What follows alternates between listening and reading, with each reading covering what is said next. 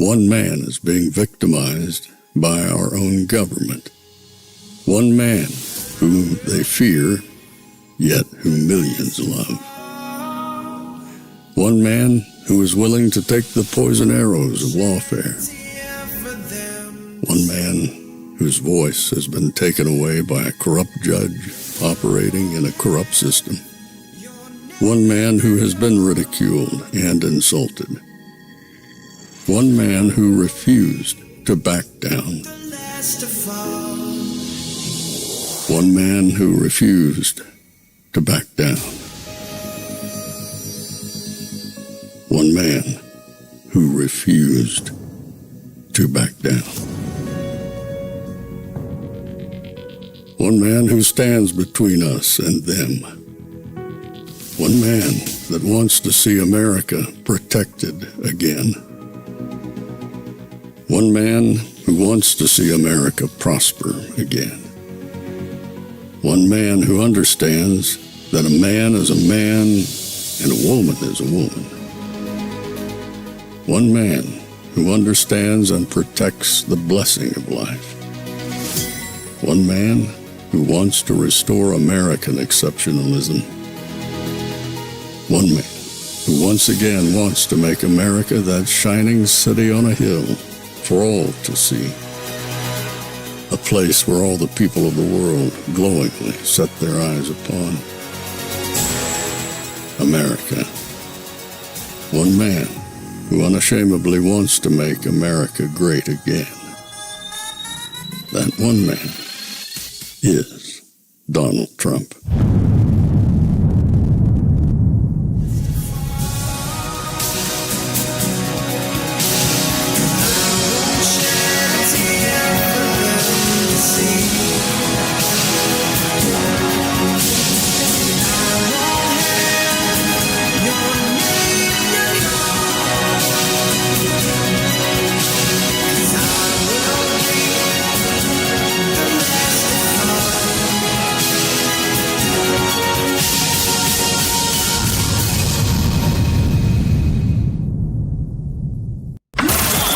This is Fanfare with Barry Cunningham.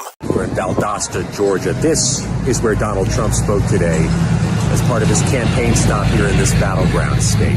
Valdosta, Georgia was right there in the crosshairs of Hurricane Helene.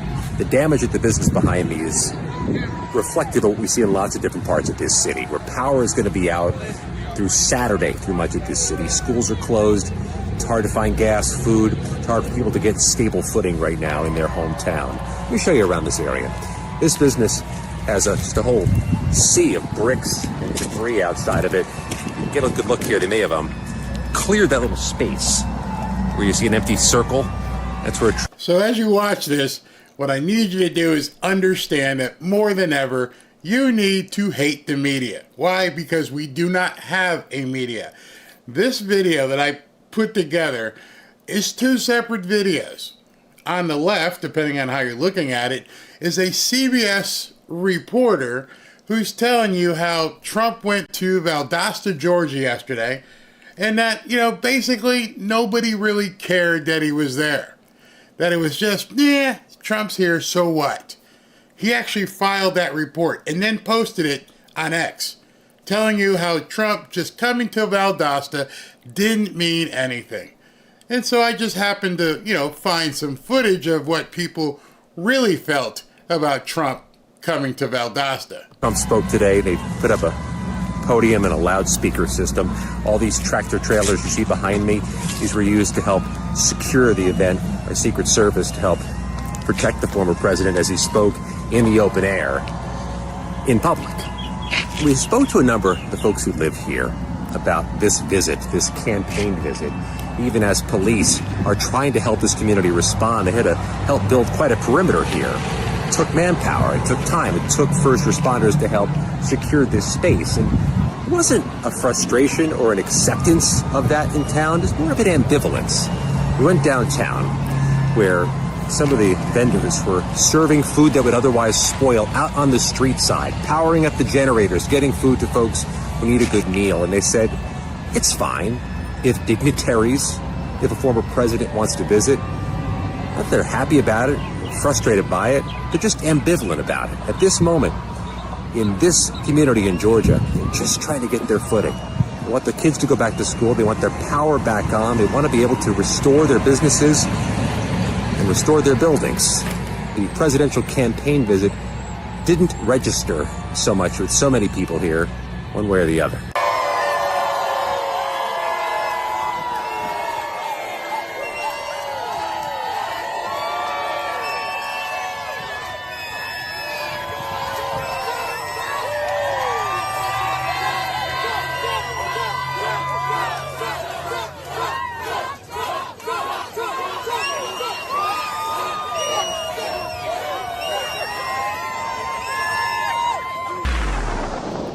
CBS should be embarrassed. All of the media should be embarrassed. They no longer have any sort of transparency. They are absolute operatives for the Democrat Party. How this man could have went to Valdosta, Georgia, and say that people, they didn't really care if Trump was here, understanding that this man gave $25 million of his own money to the people in Valdosta and North Carolina. That he brought in gasoline tankers to help the people up there. That he worked with Samaritan's Purse to get people fed. But no, they didn't really care. It's not a big deal. That's why Kamala didn't come. That's why, Dementia Joe said, you guys got to pay for it. It's not a big deal. I've told you guys I've got in-laws that live right there. And let me tell you, the pictures that you're seeing are bad, but it's actually worse than what you see. Because the pictures can only go to places where the reporters and stuff can get to. The spots they can't get to are just amazing. One of Robin's cousins, their house is gone. Trees just decided they're gonna take over the house. Everybody's safe. Everybody's safe. Everybody's being taken care of, but their house is gone. And yet you get these dorks from the news that consider themselves some sort of reporter that go up there and just completely lie and get back in their van and drive to wherever their nice luxury hotel is. The little people, they don't really care about this. It's disgusting. It's absolutely disgusting seeing how this stuff works and what they're doing at this point. In addition to that, Trump was up until midnight last night.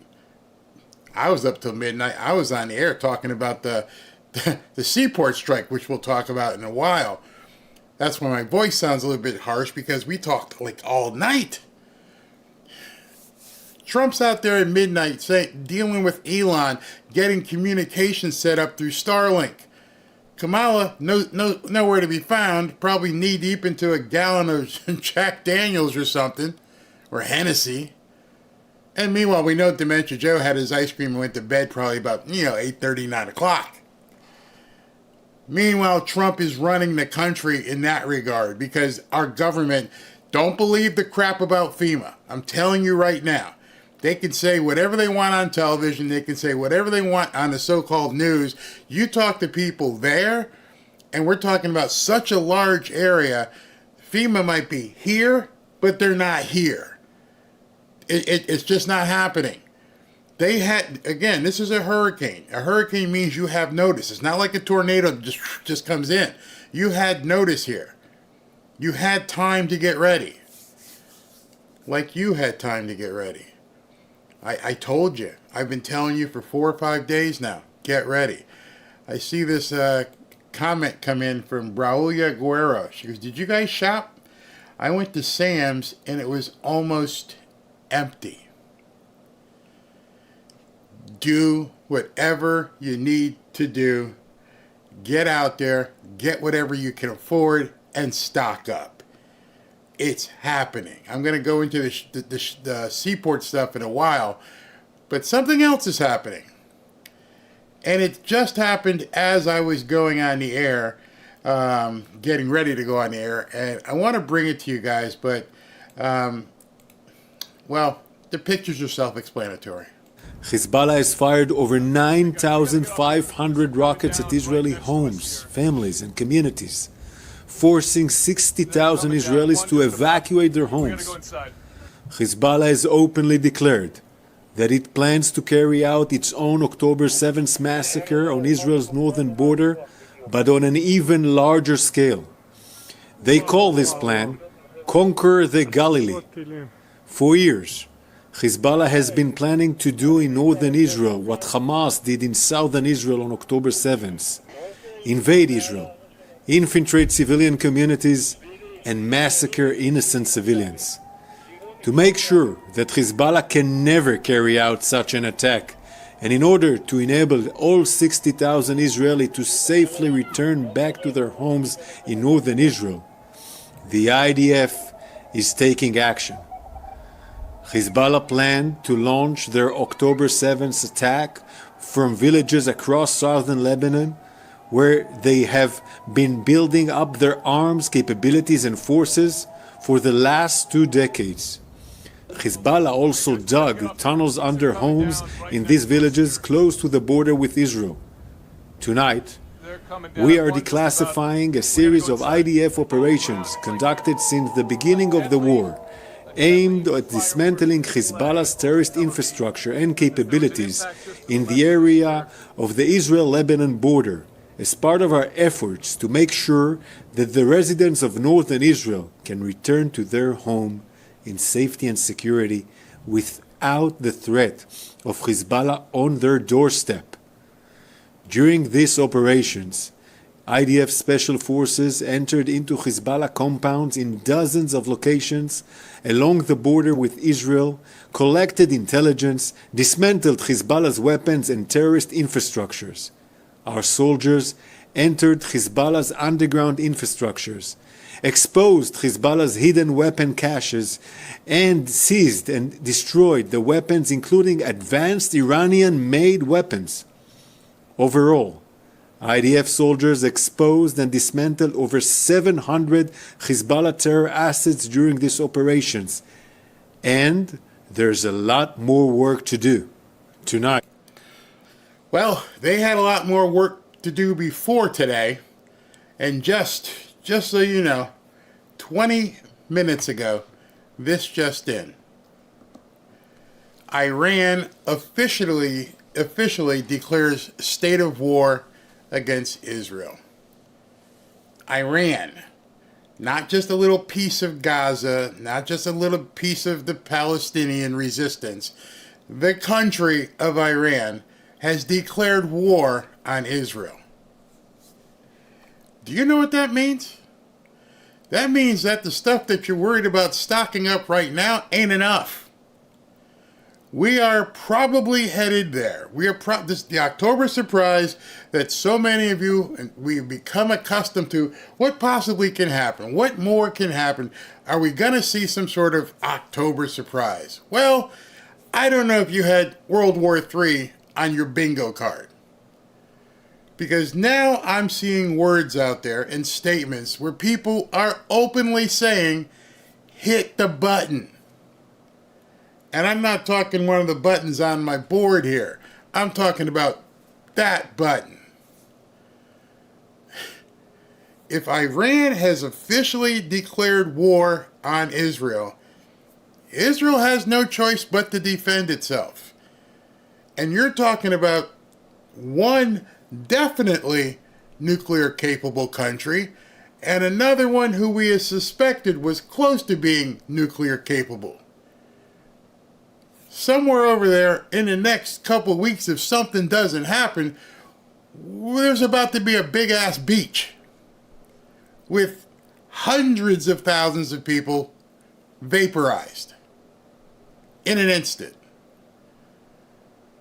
If one of them is Israel, then that means we've got to react. If one of them is Iran, then Russia and China are going to react against Israel, which then we're back in it anyway. This isn't good. Well, no, that's a euphemism. This is, oh my God. This is Armageddon. This is holy S-word. Meanwhile, over here, we got people stuck without any power, water, food, caskets floating down the street, getting into the cold time of the year up north. And our president's eating milk and cookies, and Kamala's hitting the bottle. I look at stuff on X, and people are saying, you know, good gosh, could this happen at a worse time right now?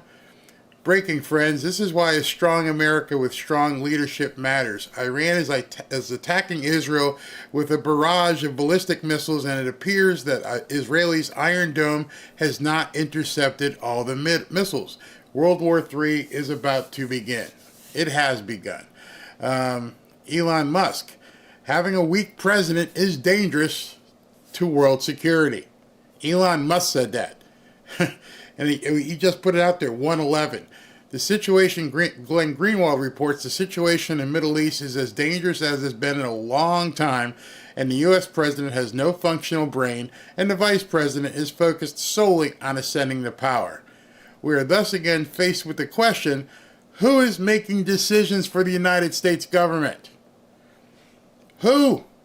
Who is calling the shots right now in the United States? And now we're also supposed to have a vice presidential debate at 9 o'clock tonight, which I hope you join me. Come here. Don't go to the other channels. We're going to be doing all kinds of things, giveaways. I'm starting an hour early because I got the pre-funk going on. We're going to have a good time. But we're also going to probably have to pray because, oh my God, what's happening right now. I hope you guys are all ready. I hope every single one of you are ready with God. And I hope you're ready in your households. And I hope you pray for the people in North Carolina and Georgia and Tennessee because they may not have a house. They may still be trying to figure out how they're going to go about life. And now we're dealing with this. We're dealing with the real possibility, not maybe, not just something to discuss, the real possibility of nuclear war being imminent. Not just something that we think about, okay, it's not a war game, it's imminent. Iran has declared war against Israel. We say it a lot, but this is one of those times where you actually have to mean it. God help us. God help us. I see this one here. This is crazy. Iran state TV says 80% of missiles launched at Israel hit their targets. Now we know Iran is, they like to over-exaggerate, so we don't know, and we're not going to know until Israel responds and tells us what's going on. On top of all this, we've got Iranian hitmen trying to take out Donald Trump. So much so that we've got this event getting ready to happen right now in Waunakee, Wisconsin. We have the 5:30 event scheduled in Milwaukee, Wisconsin. And there's some thought, there's people talking about it, that the 5:30 event might be canceled. So I'll keep you abreast of that. The 5:30 event may be canceled because of security concerns. That's what I'm hearing from people, that we may have to cancel that and just wait for the debate. But there's just so much going on so fast, and I'm going to try to keep you guys abreast of everything. It's getting bad. I'm just looking at all of the images where everything is falling. Missiles. Then I see this one here from the Ayatollah Assahola. Breaking. Iran declares state of war. The country has entered a state of war, and any content in favor of the enemy and weakening the country, the government, the army, and the army is considered treason. And the managers of those channels and groups are warned not to publish this content. Who is this guy? Suleiman Ahmed. So now they're declaring war on anybody who basically talks about the country. Maybe I shouldn't be talking. I ain't worried. Ain't going out like that. But they're going to have a lot more stuff to worry about than it. You ready? Are you ready? No more what have I told you so many times? There are no conspiracy theories. There's only information that you haven't received yet. Every single thing that Trump has said has come true. And then we heard about the shippers and the longshoremen, which we'll talk about. Put it this way, if there's no fight, I was going to wait and do the pre-show at 5:30 to talk more about the hurricane and the longshoremen. If there's no event at 5:30, I'm going to go live anyway, and we'll talk about where things are in North Carolina and Valdosta and Tennessee, and then we'll also talk about the longshoremen strike. So, I only have a limited amount of time before these things go live to cover it, and I want to hear from you guys as well. Let's see here. I'm tired of these countries that contribute nothing but terrorists.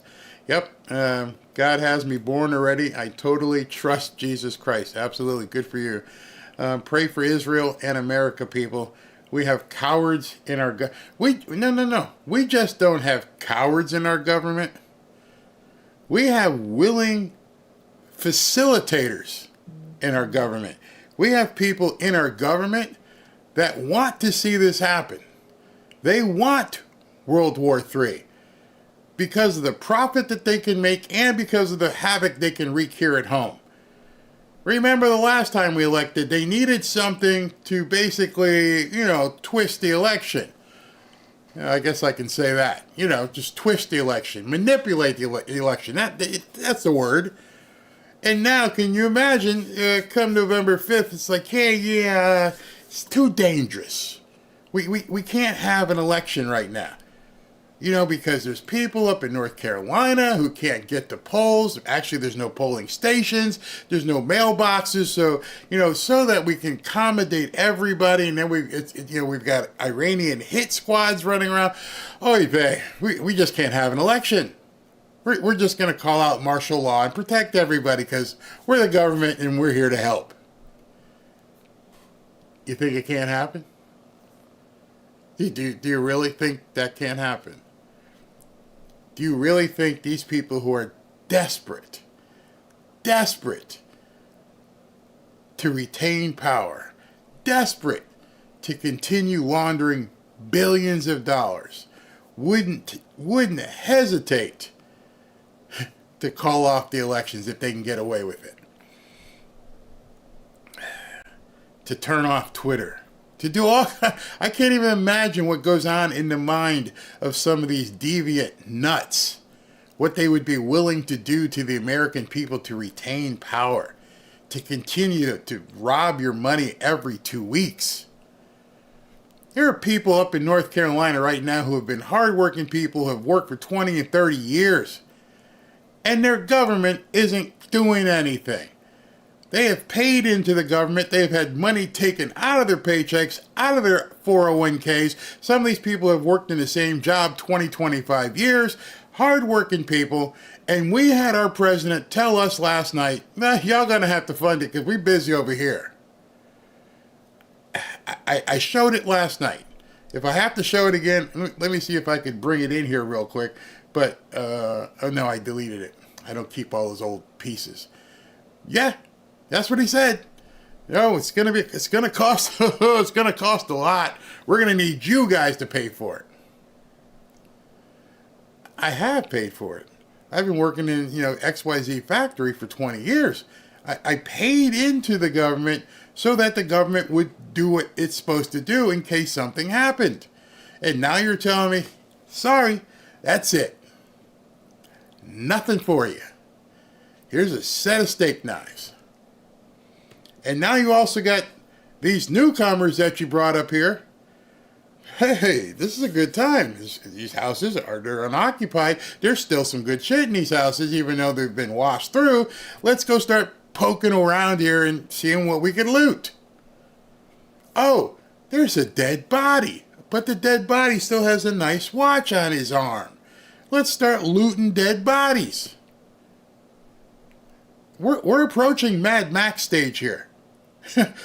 We're approaching basically the doomsday scenario. And it's happening before your eyes, and it's happening fast. You have to see this. You have to see all this stuff that's happening at once and take it for what it is. Whether it's manipulated, whether it's facilitated, it's still happening. And it's happening so friggin' fast. The escalation just goes, hurricane. No response. Let's keep going. Oh, we're going to close the seaports. You're not going to get anything. And you better do it what we say, otherwise, quote, we're going to cripple you.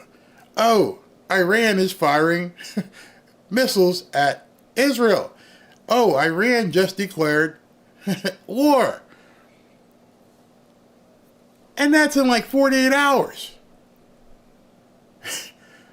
What do you think things are going to be in the next 48 hours? Oh, I'll be watching football this weekend. I don't really pay attention. Oh, really? Oh, really? Oh, I can't even go there. Let's see here. I heard Biden say it. Yep, he actually said it. Don't give them any ideas. I have warned people for a long time it would get really bad. There is more bad on the way. I knew it could get bad. I didn't know it would accelerate so fast on so many different, avenues.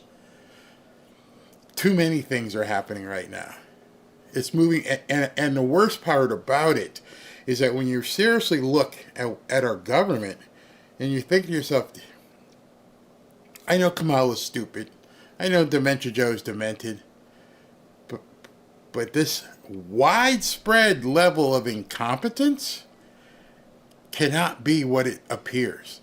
There cannot be that widespread level of sheer stupidity. At some point, people need to dial it back and go, wait a minute, not all these people are stupid. We can call them names, and Trump can make up names about them and different things, but that can't be it. You need to dig a little bit deeper. How much of this is intentional? See, that's one thing Americans don't want to accept. That, Kennedy's brains got splayed out in front of his beautiful wife, and nobody wanted to believe it was, your government. Same thing with his brother. Same thing with Martin Luther King. Just keep going. You found out yesterday, I don't know if you found out, but there were 218,000 phantom voters, ballots that showed up in Arizona. And the court said, no, don't worry about it. We'll just go ahead and count those. What? You can't be that incompetent. That has to be intentional. At some point, you have to believe that there are people in the shadows, and as much as they want to call us tinfoil hat wearers, my head's grown too big for the tinfoil hat at this point. And my dome can't fit in that cap. There's too much. And you're expecting me to just swallow it all. Oh, it just happened. By the way, did you know that I think it was a couple days ago, was the anniversary of the concert shooting in Las Vegas? What do you know about that? Nothing. Just another day. Just keep going. There's only so much we can take. Trump at this point, he realizes it. He's getting ready to come on, and we will go to it as soon as he steps on the stage. But I want to show you this letter but Truth Social post that he put out. And take a look at this. Statement from President Donald J. Trump on the Iranian terror regime's imminent attack on Israel. The world is on fire and spiraling out of control. We have no leadership, no one running the country. We have a non-existent president in Joe Biden and a completely absent Vice President Kamala Harris, who is too busy fundraising in San Francisco, a city which she and Gavin Newsom totally destroyed, and staging fake photo ops. No one is in charge. It's not even clear who is more confused, Biden or Kamala. Neither has any idea what's even going on. When I was president, I was in total. Iran was in total check. They were starved for cash, fully contained, and desperate to make a deal. Kamala flooded them with American cash, and ever since they've been exporting terror all over and unraveling the Middle East. Under President Trump, we had no war, capital letters, in the Middle East, no war, capital letters, in Europe, and harmony in Asia. Remember the Abraham Accords. No Afghanistan catastrophe. Instead, we had, in big words, peace. Now, war or the threat of war is raging everywhere.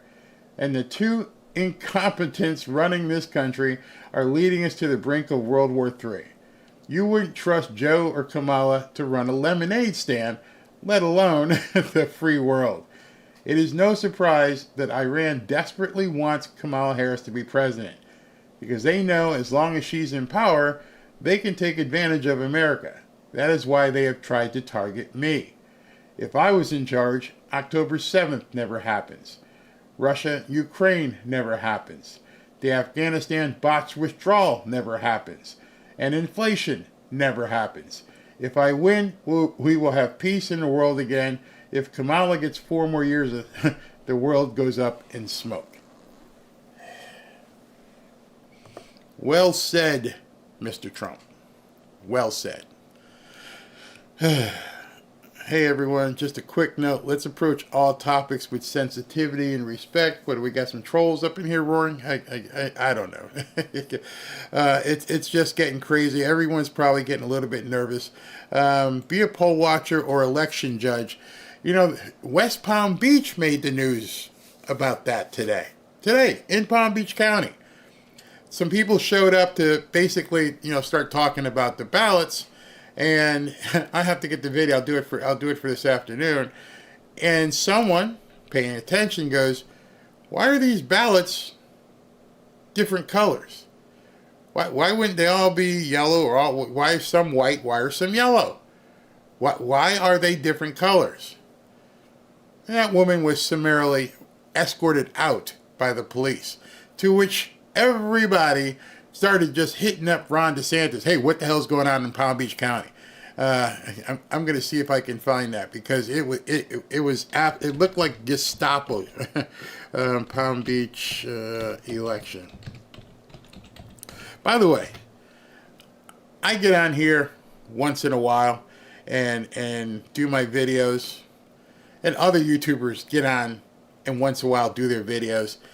I can't imagine looking for news and information and not being on X. I can't imagine. It's everything is there. There are people talking about stuff 24/7 from across the world, and you don't have to rely on your local media. So this is what popped up. I remember sending this over to Robin. This is pretty crazy. Palm Beach County, Florida election office. A woman asked a question why there are 2 different types of papers being given out to people. They refuse to answer the question and then have the police grab her and forcibly remove her from the election office. So I'm going to let you see this here. So she asked a question, and the audio's not that great on it, so you're not really missing anything. But here they come. Here they come to get this poor woman.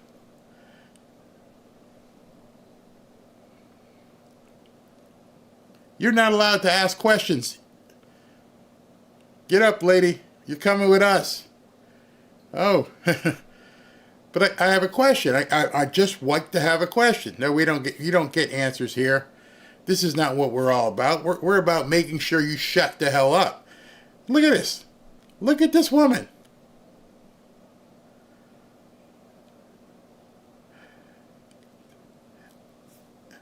Look how they're treating this woman.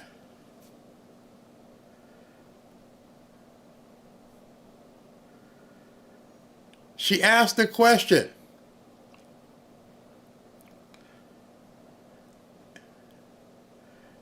I can't believe this happened right here. I am definitely going to find out what the hell this was all about.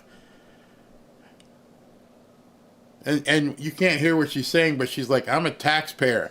What the hell are you people doing? I asked a question. And you're being escorted from a taxpayer-funded building. Physically. Being thrown out. I don't even see her pocketbooks with her." Now, of course, I advise you, if cops are walking you out, don't resist like that, because you don't know what can happen. But that woman doesn't look like a terrorist to me. And she's like, "Can I get my pocketbook? Can I get my stuff?" And look at them. They're manhandling her.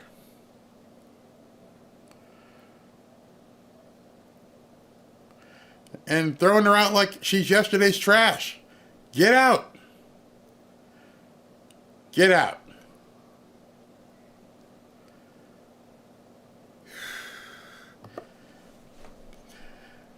We are quickly approaching an apex here. We're that fork in the road is coming up really fast on us. There's only so much people are going to take. They know what happened in 2020, and now you're tossing a woman out, just absolutely tossing her out. Let me just show this before he comes up. There's 4 videos here. I'm going to mark this so I can get to it. Palm Beach County resident and taxpayer explains this question she was trying to ask when she was physically removed from the Palm Beach County Supervisor of Elections office yesterday, as she has been studying the election process since 2020 because she's a concerned citizen. It's happening, people. It's happening. Be ready. This is crazy. Cops equal, my retirement. Yeah, it's Germany, 1930s. Anyone touched me like that, they would be taking a nap immediately. So I'm waiting for him to step up. It looks like the feeds. Let me check my other feed to make sure that we're up and running.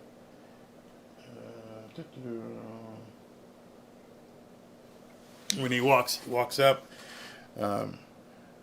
they've got a terrible looking feed on one. The other one hasn't come up yet. But anyway, so we're going to be going to Waunakee, Wisconsin. Obviously, he's going to be talking some blue collar stuff here. Here, y'all ain't seen nothing yet if Kamala Harris gets in there. Yeah, they ain't ready for that. Taking a nap. We know who would be, and it wouldn't be them. Paper, you got your papers, like, yep. As the more you see of these scenes, the more you hear what's actually going on, the more you realize that I don't know what else to tell you. You know, Robin and I, we went to, where did we go? Walmart Supercenter yesterday. And we're like, okay, let's start doing stuff. And we noticed people were picking up the stuff that you need when stuff goes crazy. We got behind one lady, and she probably had 6 cases of water. Let's see what here. Everybody's standing up, so it looks like he may be coming on. Let's listen in. Let me see if I hear the music or what's going on. Really, the crowd, as you can see, very excited to see the 45th and soon to be 47th President of the United States. I just love everything about these remarks and rallies. I mean, even if it's a town hall, if it's a remarks speech, everything feels like a rally. People are excited. People are dancing. They've got their custom Trump gear on, hats, shirts, shawls, scarves. We see it all here at these Trump events, and people are so excited. Young and old, all generations are represented here. We have college students. We have. All right, he's not coming up yet. As soon as he comes up, we will switch over. Like I said, I don't know about the 5:30 event. We're going to have to wait and see if it is canceled because of security. But if it's not, we will be definitely broadcasting it.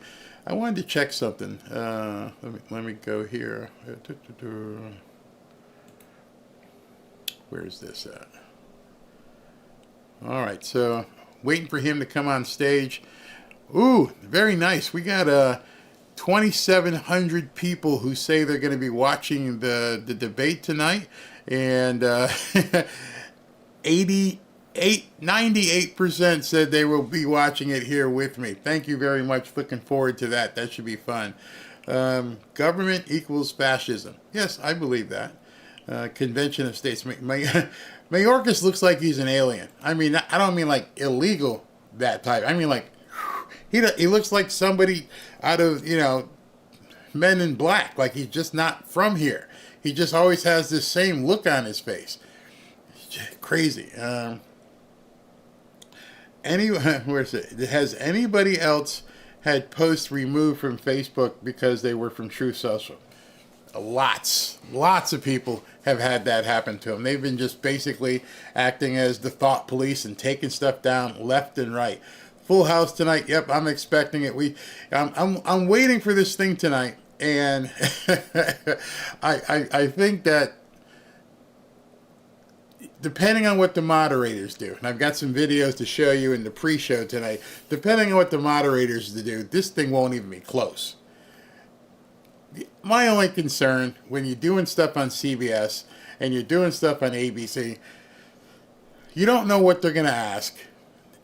And you know they're going to tailor the questions to favor the Democrat. I don't know why the Republicans just don't say, nope, we're not doing it on your crappy networks ever again. Not going to happen. Never going to agree to it. We're going to have some cert. Why can't you do it on X? You don't have to have Elon Musk asking the questions. It's a very simple fix. Democrat picks a moderator, Republican picks a moderator, and those two moderators pick a third moderator. Or just go with two. One each. That's all you'd have to do. Why does J.D. Vance, have to go into the lion's den tonight to face somebody who, and you know, as I went through my topics yesterday, the top things that people actually care about in the election, you know what's going to happen tonight. What's going to be happening tonight is they will focus on the baby removal business. That's going to be so important to them. I bet you they ask 4 or 5 questions. Oh, and they may then ask some stuff about climate change. And then they're going to talk to JD. Why did he falsely say about people eating cats and dogs? I mean, can we get to what people care about? Can we just get, I mean, that would be another part of the agreement I would make when I made a debate. We're only going to talk about these issues. And the priority is the economy. And the second priority is immigration. And the third priority is foreign policy. And then the fourth thing, way down here, is baby removal. Or walk in and go, you know what? We're going to concede baby removal. There's nothing for you to talk. No questions. You know, it's a state thing. There's no discussion. Be done with it. Stop asking us about baby removal. It is a state's issue. So it has no place in a presidential election. None. Why is it even being talked about? Go talk about it with governor races and Senate races and Congress races in a particular state. Talk to the state legislatures. It's done. They keep perpetuating it. And I'm sure we'll hear Project 2025. The moderators don't care. By the way, the video that I opened up this morning with, or this afternoon with, and was talking about the guy in CBS who went to Valdosta, yeah, he was on CBS. He was on the same network as Norah O'Donnell, who's going to be moderating tonight. So don't expect J.D. Vance to be walking into someplace that's, you know, comfortable for him. They're just going to be all over. Let's see. JD, just ask him on his politics. Game over. Just keep it to what really matters. And then, you know, I don't even care. I don't even care if they talk about the stolen valor stuff as much, because now we all know. You can't hide that. We know, and we know he's not going to talk about the horse milkshakes. That's never going to come up. But I would hope he gives them a zinger of some sort. You know, if he comes at JD, he goes, well, JD goes, well, at least, you know I ride a horse. And just leave it at that. Oh, man, that would be, body blow with that one. Blah, blah, blah, blah. But, you know, at least I know the difference, you know, what I should be doing with a horse is riding a horse. And just leave it there, and people, there's no audience tonight, which sucks again. But in any event, Scripps News is so left. Yeah, it's on CBS tonight. Longshoremen make a mint. They need more because the cost of living bites. So the head guy that said I'll cripple you came out today that, you know, this guy makes $900,000 a year, $900,000 a year, and he drives a Bentley, and he's crying poverty for his guys. So I don't really understand what that whole story is and what's going on there. But it doesn't make any sense.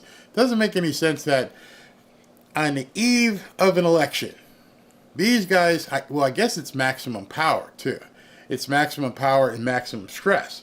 So if you're negotiating with somebody and you want to find the best way to attack them in the best time, now's the best time. So I do understand that. I don't agree with holding the country over a barrel, but if I'm negotiating and I feel like I need something that's a strong catalyst, I want to strike you when you're most vulnerable. But you're causing such an issue, or potentially causing such an issue, because now they're pretty much probably going to get what they want. There's no choice at this point. Yeah, they can sit back and wait a week, see what a little bit happens. 2 weeks, that's when someone's going to have to come to the table and say, listen, we offered you 40%. You want 70%. I know each one of you would probably love a 70% raise. You'd probably love a 40% raise. They're like, no, we want 70% more. Almost double what we're making right now. And we don't want you to do this. And we don't want you to do that. Well, if any of you have ever been in negotiation, even with something as simple as buying a house, you know you're going to ask for all of this, but you'll just somewhere in that line, you're like, if we may not get this, we may not get, but if we get here, we'll be okay. But right now, there's no, the guy came out. It was very interesting. He said that they're negotiating, and the lady from the government who handles that part in the labor, whatever, he said she's been very good. But the people who have the purse strings are the ones that they're going after, the companies. So we shall see what happens there. Still waiting for this thing to start. He was supposed to be on 17 minutes ago, not as of yet. Oh, they want 77%, somebody says. They make between 100 to 200,000 a year, and not counting overtime. They want a 70% raise. Whew. Man, okay, is he walking out? Come on. And the Secret Service are taking their spots. I'm going to warn you in advance, the camera feed is not the clearest. They're in some sort of factory or something inside of this place in Waunakee, Wisconsin. I hope he addresses also whether or not he's going to do the 5:30. Walsh is a freak with his disgusting wife. Yeah, they turned down a 50% raise. Somebody's asking, where's the president? Don't know. Sleepy Joe? Dementia Joe? Whatever you want to say. Their hands are absolutely tied. This is a union situation, and Kamala, I don't think she can win anyway. But she definitely can't win if she doesn't have a lot of union support. So they can't be seen as trying to basically bust up the union. If they go and say, you got to get your asses back to work, you want to cross that line? Nope. They won't cross it, not at this point. Trump in University, Wisconsin, Madison, he's jumping into blue terry. Good point. This rally and the rally that's supposed to happen at 5:30, these are deep blue areas. So he's not looking to like shave off a piece of Wisconsin that has historically been Republican. These are deep blue areas that he's going into. So he's going to talk about the economy. You can bet that. You can bet he's going to talk about immigration and the newcomers. I don't know if you guys saw, there was a guy, rich guy, and he was complaining about the newcomers in Nantucket. Oh, no, not here. Yeah, they're here too. You've put them all over the place. And this is a losing proposition for the Democrats, and it doesn't matter who you speak to. Maybe just in California, maybe even just parts of California, but it's not going well for them. Crane operators, wow. Excuse me.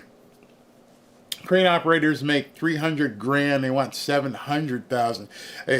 I guess when you're talking crane operators, you're talking about the guys who take the containers off the ships and then drop them onto the dock there. $300,000. Whew. Wow. That's incredible. Let me see some of the stuff here. We are screwed. Pray and get ready. It's your only two remedies at this point. And then vote. And then if you have to be escorted out of a building like that woman in Palm Beach, get escorted. Don't get yourself shot or hurt. But if you see something, she did what she was supposed to. She saw something, she said something. Hey, what's going on here? Why are these two pieces of paper white and yellow? And now it's going to be a national story. It's just bubbling up right now. I'm sure it's going to land on DeSantis' desk, and he's going to have somebody pay a visit to that office, because now it's become a story. So if that happens to you, you probably didn't see it on YouTube. Maybe you did. Just saw it now. If that happens and you see something, do what Maxine Waters always says. Make a scene. Let them know. We're not going to take it anymore. All right, let's make a scene. Peacefully. She was very peaceful. There's no judge that's going to convict. Matter of fact, they didn't arrest her. They just threw her out like the trash. Get out. But luckily for her, somebody filmed the entire thing. Don't go alone. Go with a teammate. Make sure someone's documenting everything. She's going to get a check. I'm pretty sure she's going to get a check. Let's see here. I think DeSantis will have a problem with women being treated that way. Yeah. She wasn't doing anything. She was sitting in a chair asking a question. You get out. I'm not leaving. I asked you a question. I didn't disturb the peace. I did nothing. And you sent two goons out to walk me out. I was just following orders. At some point, police have to turn around and say, sorry, but she didn't do anything. She didn't break any law. Why would those two cops have gone up and just unceremoniously just took her out? Just because you're following orders? Man. Wow. That's crazy. Let's see here. You see where missiles Zelensky and his brood's sign went, along with billions in taxpayer dollars. Yep. And we don't have money for you right now. Is this the October surprise? Put it this way. If this isn't the October surprise, I don't want to see what it could be. If World War III isn't the October surprise, I don't know how you top that. Maybe you top that with 10 Days of Darkness. We all sit here and get ready and we pick up our phones and go, oh, nothing's working. Maybe some of you guys who have Verizon experienced what that could be yesterday. 10 Days of Darkness, look it up. Assuming there is no Trump event on Thursday evening at 7, we're planning the next prayer meeting at 7 o'clock on Thursday evening. So I'll be posting that in the next couple of days. It's really been growing. Thank you guys so much. I mean, I never expected, if you guys weren't here for our last prayer meeting, we had over 100 people accept Jesus. Seriously. It was just amazing to watch. I'm like, oh my God, look what's happening. So if you aren't saved, please come, and if you are, help other people, and we'll, we're gonna. If the nation didn't need prayer 2 weeks ago, it definitely needs prayer right now. I think y'all can see that. We have a president who's having to basically change his events and the times that he comes on stage and figure out what he's got to do.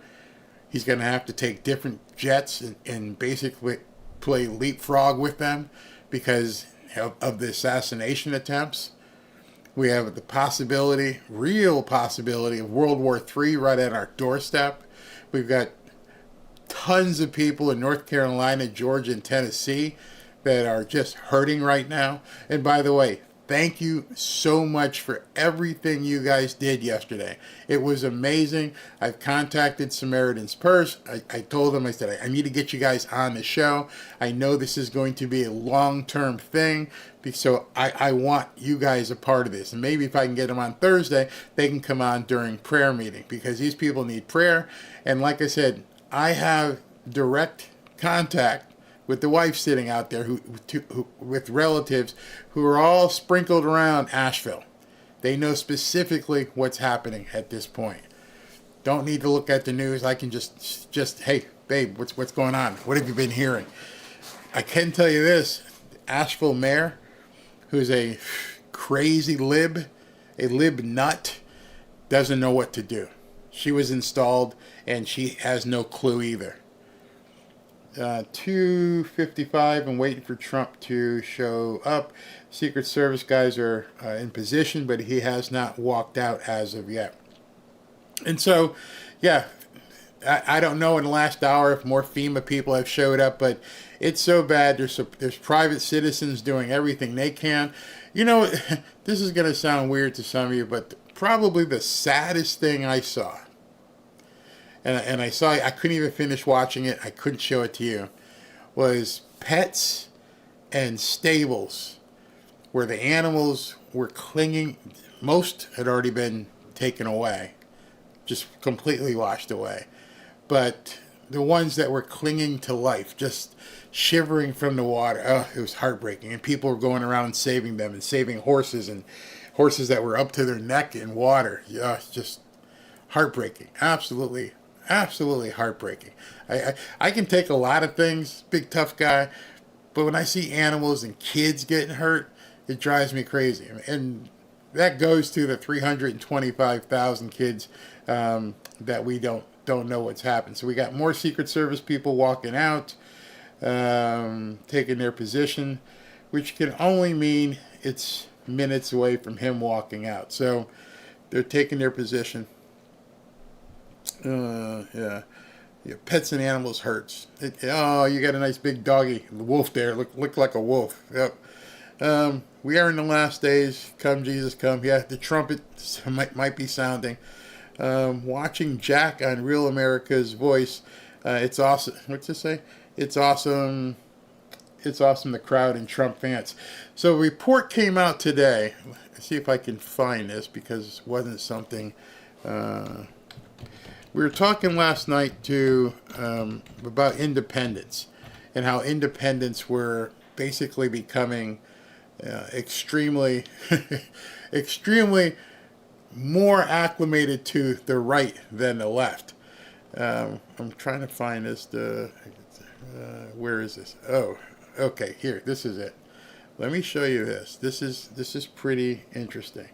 So a recent poll just dropped. Not that I have much faith in polls, but it's all we have to go on at this point. So this poll says, Rasmussen just dropped a poll revealing Trump gaining massively on Kamala Harris in New York. It shows him winning 40% of the black vote and outright winning the independent voters. No wonder Democrats keep importing illegals into New York City. They need replacement votes. So Trump has made up, according to this analysis, over half of his loss against Biden in just the last 4 years. Can you even imagine? Can you fathom what would happen if Trump took New York City? Because I think he already wins the rest of the state. But if he takes the city, it's game over. it's absolute game over. Oh, I love this. You guys are going to love this too yourself. All right, so here is the Tim Walz coming into New York for the debate tonight.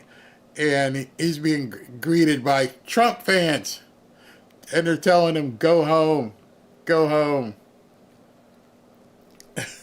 telling him, welcome to New York. Man, this is I love it. This is a longer version of that video, but he's coming in, and the people are just razzing him. Trump all over the place. I didn't know it was in New York. I did not know that that debate was in New York today, but that's very interesting. I don't know why I didn't think it was there. And then this report came from Chuck Colesto on Twitter. It says, new Rasmussen poll reveals Trump is now winning the independent vote in New York and pulling 40% of the black vote. You understand what that means? 40% of the black vote. I've been telling you for months, that's landslide territory. Once you start getting over 25% of the black vote, that's when it's like, OMG. Maybe that's why he's in Milwaukee. Now, there must have been some sort of issue. I'm just looking at the stage right now. About 3 minutes ago, the entire front of the stage was filled with Secret Service people. Now they're gone. Here, it's an empty stage. Let me just show you. Under Donald Trump, undoubtedly. They're gone. Don't know where they went. Don't know why they got called back. Maybe it's time to walk him out. I don't know. But they were all there just a second ago. And now they are no longer there. I don't know about you guys, but every time I do one of these things, oh, here they come again. All right, so they stepped away for a second, but now they're walking back out, taking their positions. These are the tactical guys on the left-hand side there. Guy in the green. He's standing there. But the guys in the suits, which are the close Secret Service, they're not there right now. They went back. So as of right now, we are an hour, actually 30 minutes late. He was supposed to go on at 2:30. Here comes the guys in the suits. And more guys in suits. So they must be getting ready to do it right now. This is what I've been looking at. I saw all these guys in the suits right by the stage, and then they all just took off. So I don't know if they saw something, if they got called back, but they're coming back out now in formation. Man, this guy's under so many threats. So many threats. I hate it. I absolutely hate it. All right, so we're going to keep an eye on that until he walks out. Am I streaming the debate? Of course I'm streaming the debate tonight. We're going to get started at 8 p.m. 8 p.m. we're going to do it. Status code says nobody can stop what is coming. In case you guys didn't know what that meant. NCSWIC, no one can stop what is coming. 40% of the black vote in New York City. New York City? That's huge. So I have a feeling that we have some sort of security threat going on because just watching the movement of these guys, maybe some of you guys who are military can look at this and see, why are they acting the way that they're acting? If you're in the military or you've done close contact security, what is it that these guys are doing right now? Because they keep moving. Just interesting to me that they were already in place and now they just seem to be moving back and forth and looking over their shoulders. I don't know. What do we got here? Gonna be a late one watching in the UK, yes, for sure. Hey, say amen for sure. Perfect timing to try something with everything else going on in the world. Yeah, absolutely. It can get pretty crazy here. No security glass on the indoor events. That's because everybody that's come in is screened, patted down. Oh, we have a sighting. We have a sighting of the man. Let me go ahead and cut to it. Hopefully they're not playing any music. Let's see. Yeah, they are playing it. All right, they're playing his song. He's on his way out. All right, here we come. Looks like he's going to get right to it.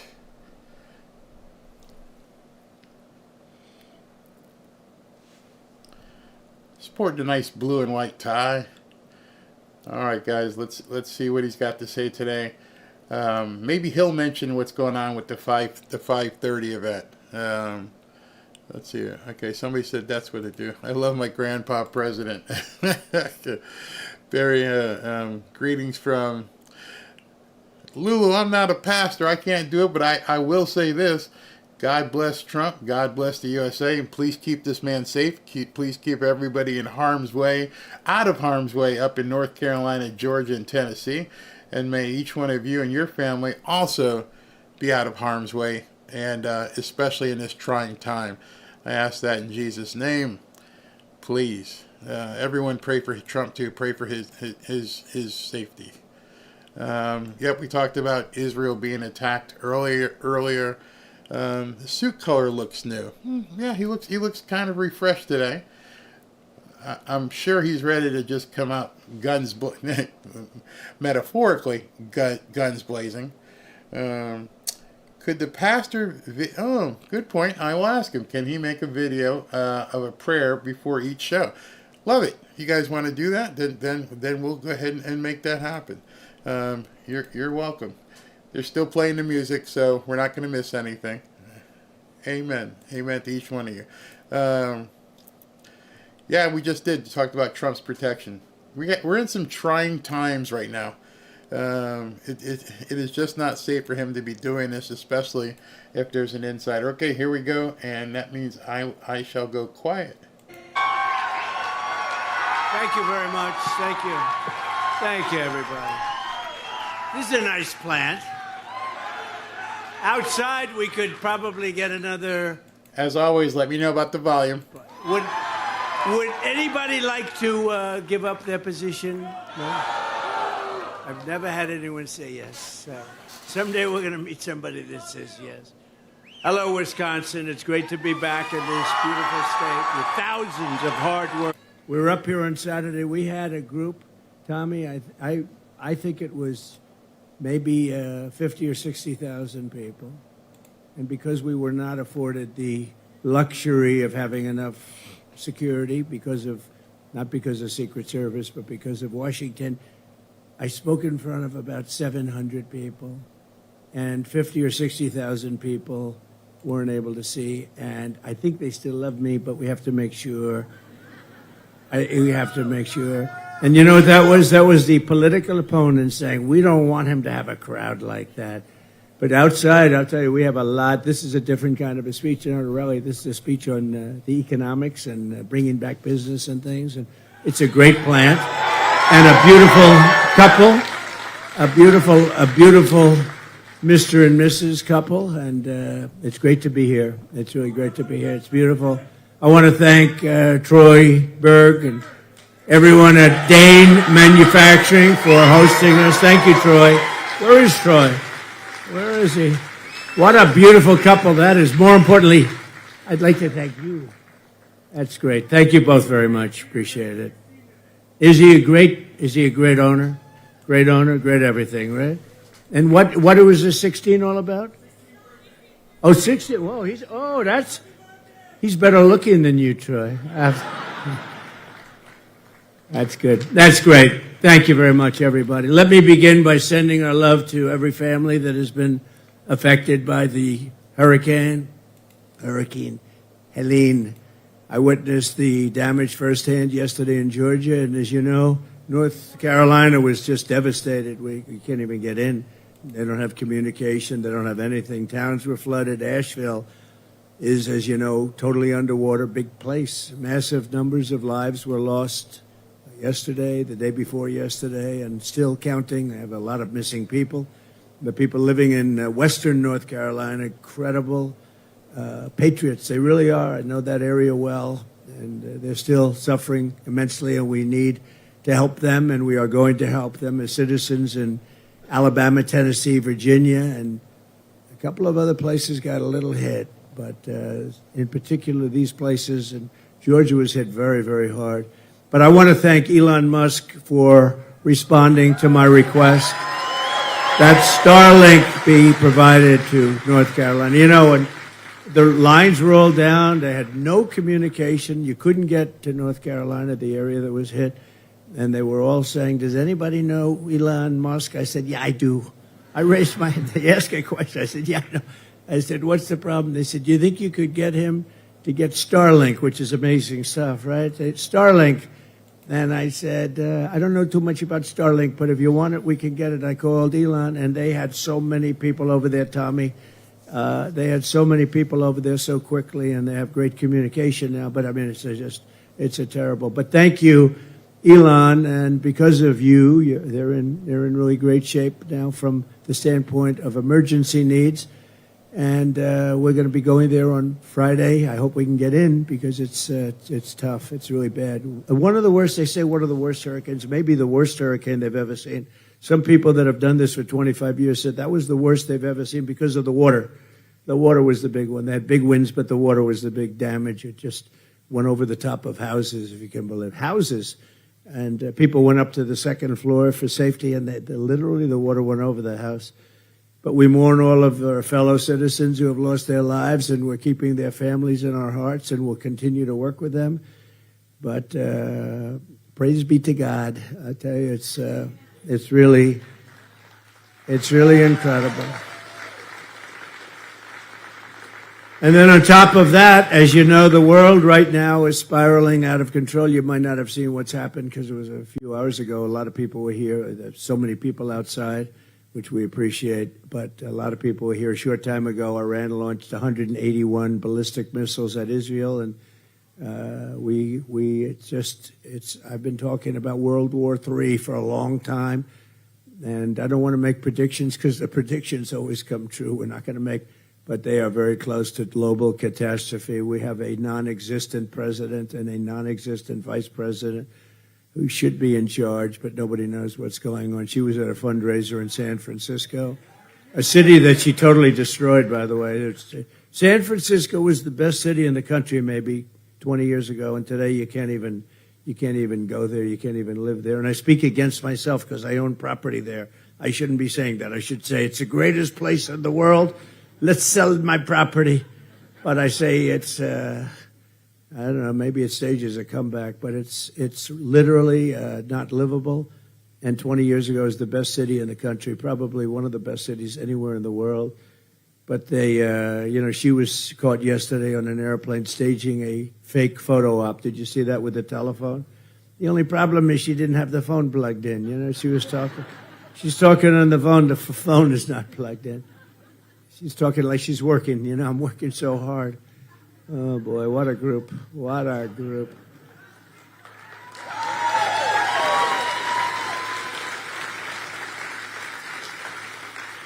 No one is in charge of our country, and it's not even clear.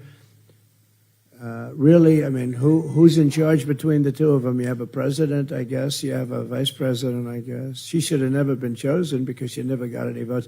I'm not a big fan of his, but he got 14 million votes, and that was a coup. Would you say, Scott, that was a coup? If Scott Walker says it was a coup, Tommy, I say it was a coup, okay? But it was a coup. It was terrible, and nobody's ever seen anything like it. And we're doing great in the polls. They just came out with new ones. Rasmussen, we're really good. I mean, it took a little honeymoon. For 4 weeks you did nothing but hear about. She went from being the worst vice president in history. He's the worst president in history. It's the worst administration by far in the history of our country. Look at our border where people are pouring in and they're criminals and they're murderers and drug dealers. Look at what they've done. And then she goes up 5 days ago, and tries to explain that, we're going to do great things in the future. And I always say that everything they say, why didn't you do it 4 years ago? Why didn't you do it? They keep talking. She said, I'm going to do this, and then I'm going to do that, and then but she's not going to do any of it. They're incompetent. We can't have another 4 years. We can't have another 4 years of what we went through. It's embarrassing. The whole world is laughing at us. That's why Israel was under attack just a little while ago, because they don't respect our country anymore. The so-called enemy doesn't respect our country any longer. They don't. And, you'll get it back soon, I hope. Thank you. Whoever that is. Who is that person? Who said that? Thank you. Thank you very much. That's very nice. Even though she disturbed my chain of thought. That kind of a disturbance we don't mind, right? But when I was president, Iran was in total check. The Iranians were starved for cash. Nobody was buying their oil. And they were ready to make a deal. They wanted to make a deal. They wanted to do something. And terrible thing. We got more votes in the second election, as you know. We had 2016, 2020. We got millions and millions more votes the second time. And they missed by just a little sliver, right? Somebody said like 19,000 votes. It's just a disgrace. They're not going to be able to do that a second time. They're not going to be able to do that a second time. Joe Biden and Kamala Harris made Iran rich in a very short period of 3.5 years. They have $300 billion now. They're rich. I mean, they pay $6 billion every time they have if they have somebody that was kidnapped. It's always $6 billion. Who ever heard of that? Somebody else gets like $4,000. How much you want? Give me $2,000. You have anything? $6 billion. It's always $6 billion. With Russia, it was $6 billion. And they also got back their spy, the greatest spy, they say perhaps. He was a spy, but he was really more of an arms merchant. And the greatest arms merchant, the greatest buyer of military equipment, they say, anywhere at any time. They got him back, but we got our basketball player back. That was the trend. Well, that is true. She used to tie her sneakers during the national anthem, right? And we got her back, and they got the best. And I'm not saying he's a nice human being, but he was the #1 arms dealer in the world for a long time. But Iran was on the verge of bankruptcy. They had no money left. They had no money for Hamas. They had no money for Hezbollah, the people they're fighting now. They would have been willing to make any deal. You could have made any deal, but Kamala flooded them with American cash. And even now, I mean, they're flooding them with cash. It's honestly, it's not even believable. It's like men and women's sports. It's not believable. It's like open borders. Why would they want an open border? It's so stupid. We're the party of common sense, by the way. We are I like to say it all. Forget conservative, yes. But, we're the party of common sense because it's really more common sense than anything else. We want borders. We want fair elections. We want honest elections. And if you don't have those two things, you don't have a country, really. And we don't have a border. We had, coming into our country in the last 3.5 years, more than 21 million people. And many of those people were people you do not want to have in your country. And we'll discuss that in a couple of seconds. But ever since Iran has been exporting terror all over the world, and it's been just unraveling. The whole Middle East has been unraveling. But, of course, the whole world has been unraveling since we left office. Russia would have never attacked Ukraine. This would have never happened in the Middle East. It wouldn't have been on October 7th. You wouldn't have had inflation. We'll go to a different topic. You wouldn't have had inflation. None of these things would have happened. How about Afghanistan, the most embarrassing moment in the history of our country, in my opinion?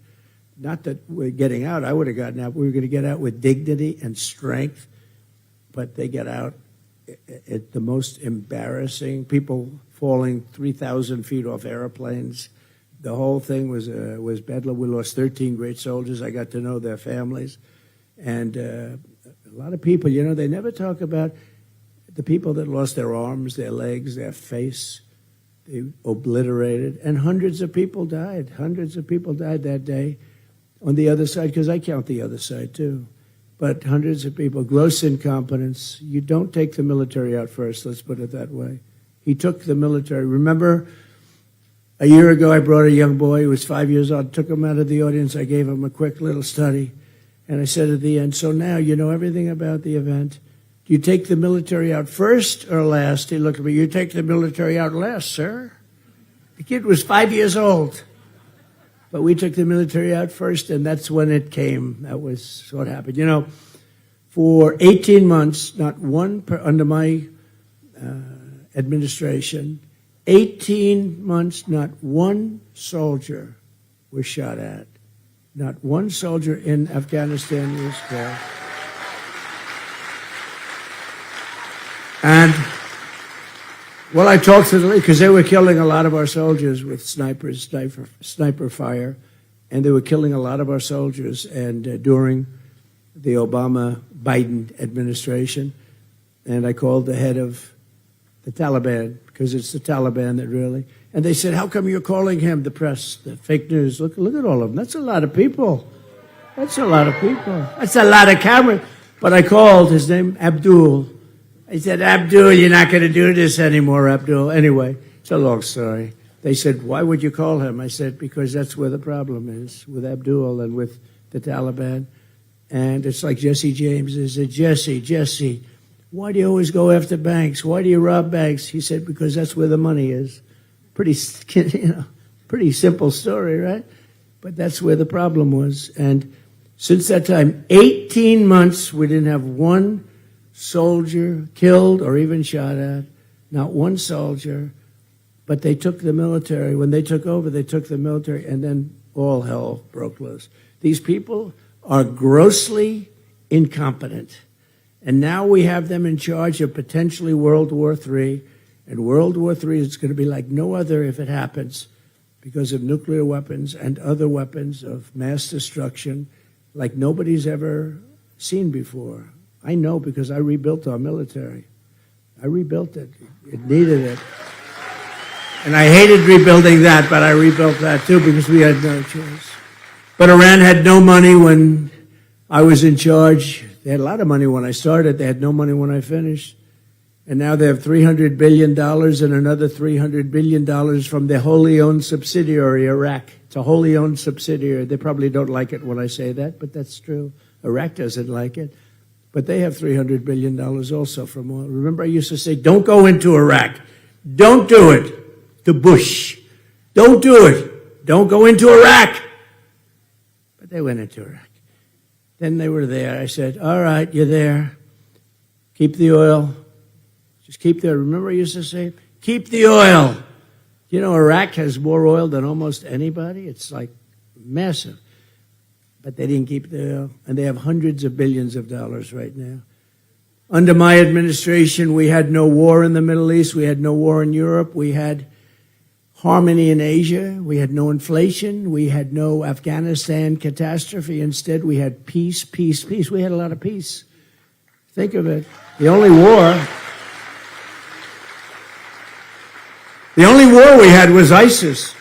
And I went to ISIS. I wanted to see what the hell was going on. I went to Iraq.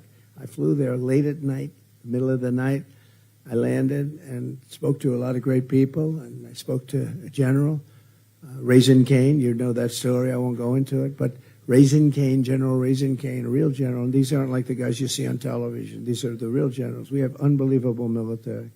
Believe me, we wiped them out in 4 weeks instead of 5 years. It was supposed to take, sir, it'll take 5 years to. I said, we got the greatest planes, the greatest weapons in the world. What do you mean 5 years? So I went over there and I said to the general, I landed. I saw him central casting. These guys were all central casting. Better than anybody that you could get in Hollywood, because they're a little not so good in Hollywood, you know. They don't look quite as tough. They don't look quite as tough. And I said, like, what's your name? I'm coming down the stairs from Air Force One. I said, so what's your name? He said, Cain, sir, Cain.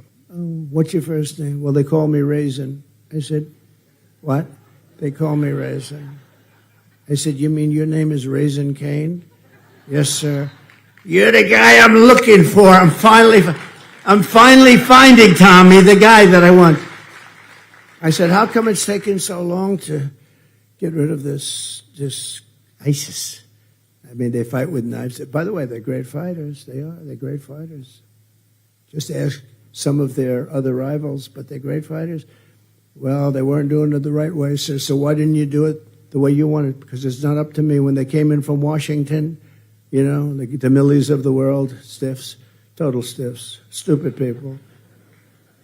They told us how to fight, sir. But I said, so why didn't you change it? Did you talk? No, sir, we're not allowed to do that. You don't do that in the military. You take your orders. I said, that's a strange. I don't know if that's a good system or bad. In one way it's good, but in a lot of ways it's probably bad. I said, so what? Do you know how to do it? Yes, sir, I do. So how long would it take? We've been fighting them for years, and they say it would take 5 years to get rid of them. How long? We can do it in 4 weeks, sir. What? We can knock them out in 4 weeks. He said, 4 weeks? You got to understand, these guys are like central casting. He said he had a drill sergeant that was better looking and tougher than any guy you could ever put into a movie. You know, we've had a couple of them. Have you ever seen where the drill sergeant goes in and he has these actors, big name actors, and he's trying to teach them how to become a drill sergeant. In the movie, he's a drill sergeant. And after about 5 minutes, the actor said, I could never do that. Because it's a different level, okay, of toughness. And one movie, what was that great movie that was made where a Full Metal Jacket? You know, it's a very, they took somebody from the military, a top drill sergeant, right? Oh, that's good. Stand up. That's great. Full Metal Jacket, right? He was supposed to get the Academy Award. He should have gotten it, but he actually, honestly, he wasn't acting. But he was unbelievable in that movie. So he was teaching, I don't want to use the names, but big stars. And they couldn't, they were really bad. And then one of the producers came in from one of the big studios, MGM, whatever it was, and he saw this guy saying, do it this way, and he's screaming like crazy. They right in the guy's face this far. And he said, I don't think any actor can do that. Anyway, they end up hiring the guy that was supposed to teach. He went through 5 actors, and every one of them was weak and not believable. And he went through 5, and then the guy sees it. He said, maybe we could get this guy, but nobody ever heard of him. He was in the military. And it ended up to be one of the greatest movies because of him, largely because of him. And he was supposed to get the Academy Award, but they didn't, because he wasn't part of the establishment, to put it mildly, right? But he was great. How good was that movie, right? Doesn't get too much better. That's great. I like that. But now we go in, and he says to me, yeah, 4 weeks, sir. I said, 4 weeks? We've been fighting for years, like what, 20 years? He said, no, we can do it. Why is it that it was so bad? Well, sir, they wanted to all leave from this major base, but we're very far away. By the time the planes got there, they had to come back. Refueling them was tough, but they had to really come back, so they'd be over there for about just a short period of time, like about 5 minutes, and then they have to start heading back because it's a very long flight. And we didn't have any time, and we didn't have the right aircraft. We were sending wrong. He said, but we have auxiliary bases. We have what we call portable bases, sir. We have portable runways in the desert. Very good. And we got a lot of them, sir. They didn't want to use them because they wanted to be politically correct. I said, so what would you do? I'd use them, sir. And so you tell me you think you can do something in 4 weeks that these people in Washington couldn't do in 5 years? And they said 5 years, and we don't know if we could do it. Yes, sir. How sure are you? 100% you'll have time left over, sir. Yeah, you got to be kidding. This was a good trip. The great Tommy Thompson. This was a good trip for me, Tommy, because I said, I didn't expect this result. I said maybe 2 years, 3 years. And he goes, no, sir. I said, so what are you going to do? We're going to get to these bases. We're going to hit them from the left. We're going to hit them from the right. We'll hit them from the east and the west and the north and the south. We're going to come from underneath. We're going to come under the ground. We're going to go over their heads. We're going to come from so many different. They're not going to know what the hell. And I'm using a good word because Franklin Graham does not like it when I curse. It's not nearly as good. I keep telling him. I could have used a word that would have shocked the hell out of you. You would have loved it. Then you would have gone home and said, he uses foul language. No, Franklin Graham said, sir, we love your stories. We love you. We love you. But, sir, if you could not use foul language, it would be even better. He's wrong about that. It's not as good. Okay? Not as good. But, not as good. But anyway, and he said, yeah, we'll knock him out. And I won't go through the rest of the story, but the bottom line, it was less than 4 weeks. The guy was unbelievable, and they knocked the hell out of him.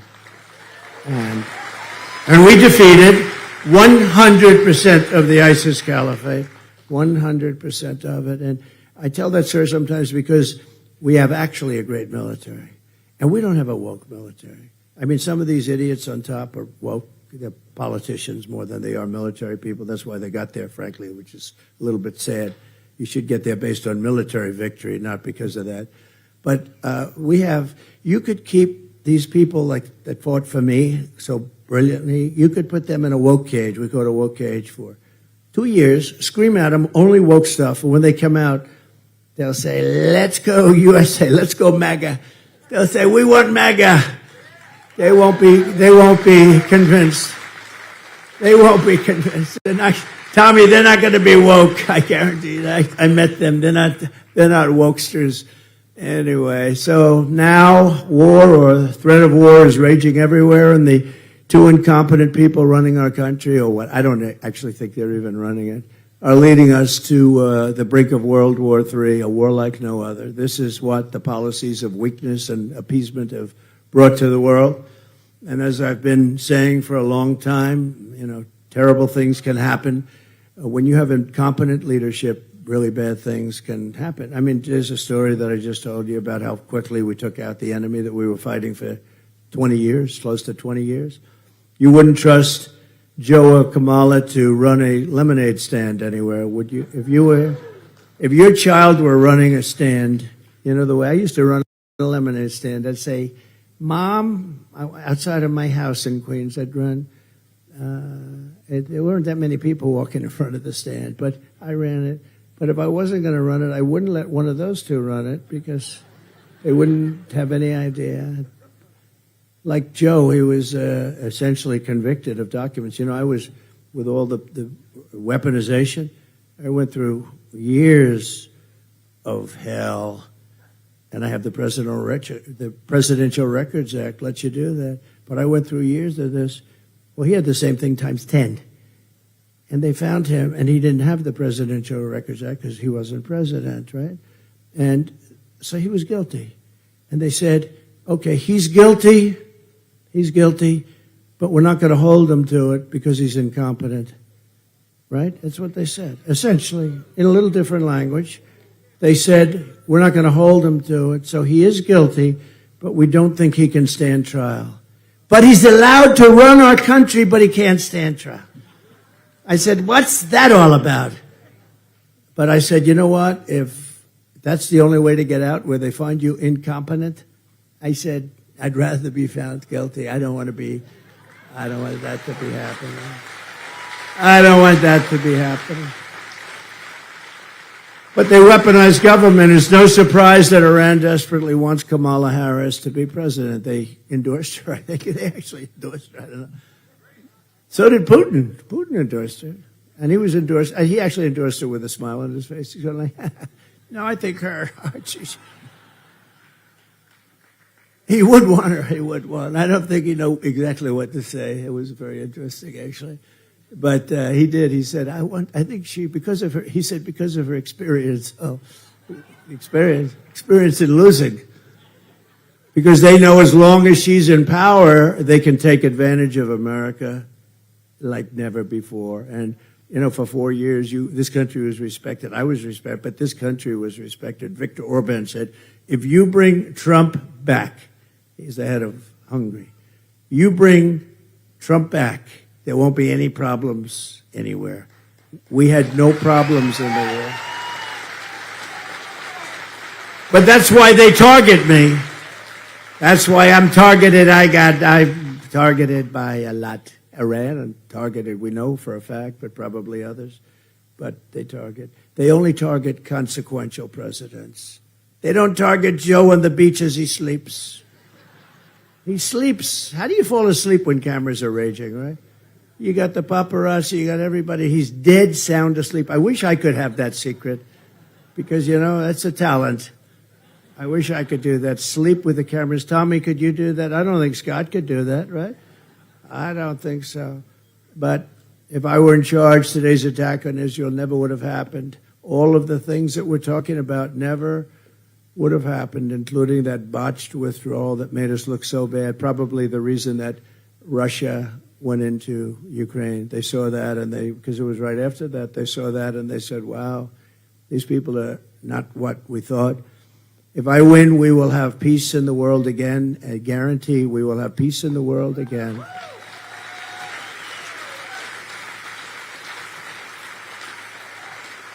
And if Kamala gets 4 more, unthinkable, right? If she gets 4 more years, the world goes up in smoke. This world will go up in smoke. So we're grateful to be joined today by some tremendous people from Wisconsin. I love Wisconsin. We should win Wisconsin. Will you please make sure? Right? If we win Wisconsin, we win. Right, Scott? No, if we win Wisconsin, we win. That'll be a big one. And I've done a lot for Wisconsin, you know. The shipbuilding contract, I took such heat from other states. They wanted it, and I gave it to Wisconsin. And they're doing a good job, aren't they? I hear that. Big contract, one of the biggest contracts. They're doing a good job, but I took a lot of heat. And the Keystone XL pipeline, I know you had a lot of people involved in that. What a bunch of stupid people. To think of it, I rejected Putin's pipeline going through. I had it stopped. And I approved the Keystone XL pipeline, also the Dakota pipeline. By the way, isn't it nice to have a guy that doesn't need teleprompters to tell this stuff? Thank you. I'm going through all these names, and it's not part of my thing. I'm going through all these names. You think Biden could do that? I don't think so. He can't remember. I won't say. I was going to almost say his wife's name, but I didn't want to say that. I almost said it. Remember when he called his sister his wife? Some things you can't do. You know what you can't do? When he, and I don't want to talk about him because he's gonzo.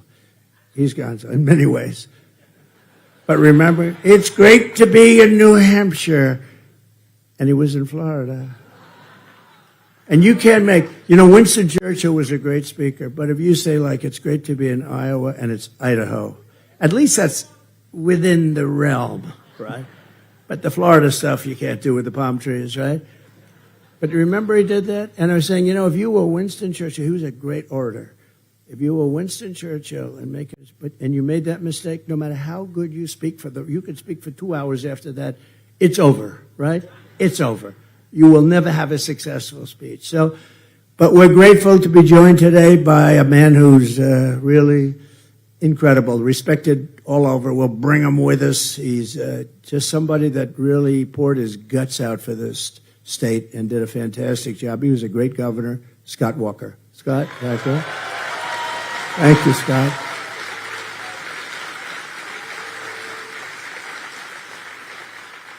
And another former governor, so respected, he's like the dean. He's the dean. They call him that. And I'll never forget, in 2016, I ran, and he said, "Sir, you're wasting your time. You're not going to win Wisconsin."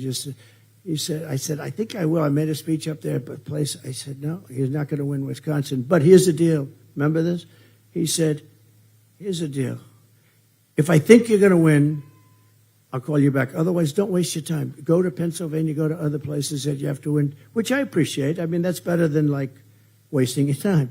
He said, "So you're not going to win it, but if for any reason I see a change, I'm going to call you back and you'll come up and you'll close it up." And he called me about 3 weeks later. He said, "It's time to come up. You're going to win this state," right? Tommy Thompson. And we did. That was pretty cool. That was pretty cool. Do you remember that, Tommy? That's pretty cool. Most guys say, "Oh, come up. Come up. Don't waste a half a day, even though you can't win." It was pretty. I'll never forget that. "Sir, get in your plane. Let's go. You're going to win the state." And we did win the state. That was quite a time. Remember that beautiful evening in 2016? That was the greatest. I had a 3% chance, and I said, it's not a 3%. I was getting the biggest crowds that anybody's ever had. By the way, they're much bigger today than they were in 2016 or in 2020. But I was getting the biggest crowds. Everything was so. And the fake news had me at 97% chance of losing. And then they have, as we started winning, Florida, Georgia, South Carolina, North Carolina, all the way up running. It goes from 97 for her. Hillary, Cricket Hillary. She suffers serious case of Trump derangement syndrome, right? But Cricket Hillary. So we go 90, she's got 97, and then it goes, Trump just won Florida, 91, 86, 79, do you remember? And then it got to be 50%, then it got to be 42% for her. And then that's when that crazy woman started screaming, remember, with the glasses? No. She was crazy. I wonder whatever happened to her. I just wonder where she is right now. I'd love to find out where she is. She was very famous. The level of craziness with her was incredible. And we did a great job. We had the greatest economy in the history of our country. We did a great job. We also have a candidate for Congress who's really highly thought of, Eric Olson. Eric? Thank you. Thank you, Eric. Good luck. Good luck. I heard you're doing really well. Thanks, Eric. Early mail-in and absentee voting in Wisconsin is underway now, right now as we speak. So don't vote. You got to go as soon as you can and get out there and do the voting thing. Do it any way you want. You can vote You don't have to vote one way. You can vote another way, but just get out there and vote. A lot of people say vote by ballot, vote by this. You could also go. It doesn't matter. But make sure your vote is counted. We're going to leave nothing to chance and everything on the field. 35 days from now, we're going to win Wisconsin, and we're going to defeat Kamala Harris, and we're going to make America great again, right? Oh, nice. Thank you. And I'm asking every citizen to join me in launching sort of a new golden age for America. We're so embarrassed by what's happened over the last 4 years. It's just a terrible, terrible thing. It's interesting, though, because we had 2 great elections, the second one being much better than the first. Hard to believe, right? They said, what happened? I said, well, we did much better. But they say that this one, I've just asked some of the people in the back that are here, working here, they said this one is far stronger than number 1 or number 2, and they were good. But this is much, and you know, the reason I think I've changed, I don't think I've changed at all. I think what has changed is you've got something to compare it to. And you're seeing the most incompetent administration in history, the absolute worst president in the history of our country. They rate vice presidents too, and she's rated last, but he's rated last. The worst president. Jimmy Carter is the happiest man because Jimmy Carter is considered a brilliant president by comparison. I mean, Jimmy Carter didn't let 21 million people come into our country without checks, without balance, without anything, from parts unknown, from parts of the world that nobody ever even knew existed. And some of them are rough. And we'll talk about that too. But as catastrophic as Kamala's failures are, the good news is that we have a plan to fix it, and we're going to fix it fast. And we have to get these people out, all these criminals that are coming into our country and destroying the fabric of our country. And really, an extraordinary future is within our grasp. We can do it. If we don't do it this time, I think it's going to be gonzo. I'm not even sure you'll ever have another election. These group is sick. They're sick. We can soon have soaring incomes, skyrocketing wealth, millions and millions of new jobs, a manufacturing renaissance, and a booming middle class, which is really why I'm here to talk about. That's why I'm in this beautiful factory. We can live in cities and towns that are safe and clean, and borders that are sealed and secure, and America can once again be a nation that is strong and confident and free. Together we can reclaim our pride, our dignity, and our glorious American dynasty. We could also, for our children, we can create the American dream again, because there is no American dream right now. But only if we make a clean break from the failures of the past 4 years, the worst administration ever, and elect a man named, have you ever heard of him, Donald J. Trump, on November 5th.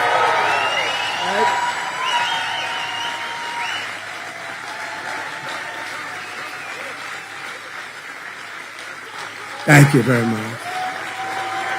Thank you. Thank you very much. Thank you very much. Thank you very much. If Kamala Harris gets 4 more years instead of a golden age, America will be condemned to a fate of decline, desperation, and despair. That's where we are right now. Your family finances will be permanently destroyed. Your borders will be gone forever. Tens of millions more illegal aliens will invade our cities and towns. You see what's going on with cities and towns all across America. They're devastated. Medicare and Social Security will buckle and collapse because these people are going on to your Social Security rolls, if you can believe it. They can't speak English. They came here illegally, and they're destroying Social Security. And I will never let it happen. And I'll tell you, I never did let it happen. And I didn't do the rage, they want to do, and they're going to do, no doubt about it, a big an increase in age and wage, because what that means is you're going to go way up in terms of when you qualify. So how would you like to say, oh, wow, I was going to be on Social Security now, but I got to wait another 5-6 years because of Kamala. That's what's going to happen. I have no doubt about it. That's what's going to happen because it's under tremendous pressure. They're signing these people just like they're trying to sign them to vote. Frankly, that's the thing that maybe bothers me more. You know, there's a reason why they let all these people in, because they want to get them to vote. That's the reason. So, Wisconsin, if you want to avoid this miserable fate that we talk about for your family and for our country, and then you have to turn out in record numbers. You have to come out in record numbers because she is the worst. And we're going to look at her. We're going to say, Kamala, you have been terrible. You've done a terrible job. You were the worst vice president in history. You shouldn't have even had a chance to run for president. Kamala, you're fired. Get out of here. Right? The Apprentice. The Apprentice. She wouldn't have won The Apprentice, I guarantee. No, we had much smarter people than that. She wouldn't have won The Apprentice. Starting on day one, we will end inflation and make America affordable again. We'll do that. We've got to bring it down. Now, biggest problem, I mean, outside of, see, the biggest problem to me is always the nuclear problem, because that's, you know, that supersedes everything. That supersedes inflation. To me, that supersedes everything. But outside of that, the biggest problem we have is that's what's happened with pricing. You can make the same or you can make more, but if you went up, if things cost 50, 60, 80, 100% more than they did 4 years ago, people that were saving a lot of money are now losing a lot of money. They're taking the money they saved and they're spending it. So we're going to get those prices down. We're going to start with energy. But if Kamala is reelected, one of her very first acts will be to massively raise taxes on all American families. You know, I never saw a person campaign on tax increases. She openly says we're going to campaign on tax increase. And she wants to get rid of the Trump tax cuts, which were the biggest tax cuts in history. And when you add it together, it's the biggest increase in taxes by far in history. And they call her in San Francisco the tax queen because she used to tax people a lot and run the place very badly, obviously.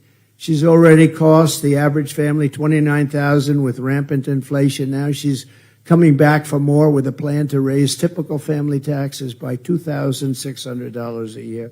So on top of all of the costs that you have, they're not going to go down. They're not going to go down under their plan. Under my plan, they're going to plummet, but they're not going to go down. She wants the largest small business tax hike in history, and many of you own small businesses.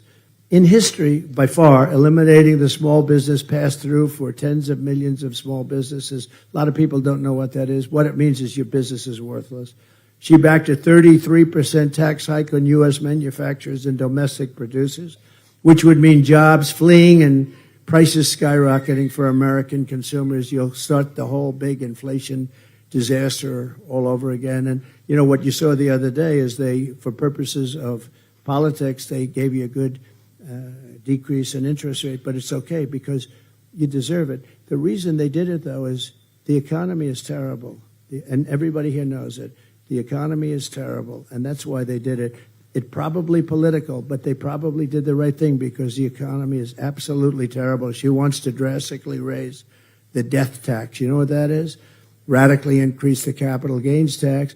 You know, in the death tax, I have a provision. If you have a small farmer business, you can leave it to your children tax-free. Tax-free.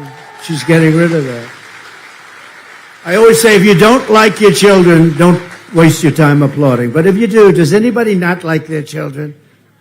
No, if you have a small business, you have no estate tax or death tax. And if you have children that you love, that's a big deal. If you have children that you don't care about, you don't want to leave them anything, don't waste your time listening.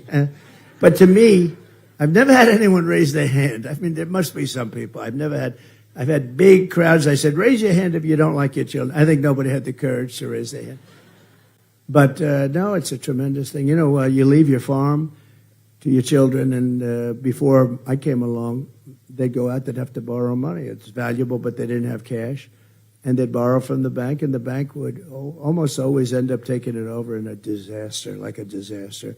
The parents meant well, and the kids end up losing it because the tax is very substantial. So you don't have that tax to pay. She wants to put that tax back. That's a big deal.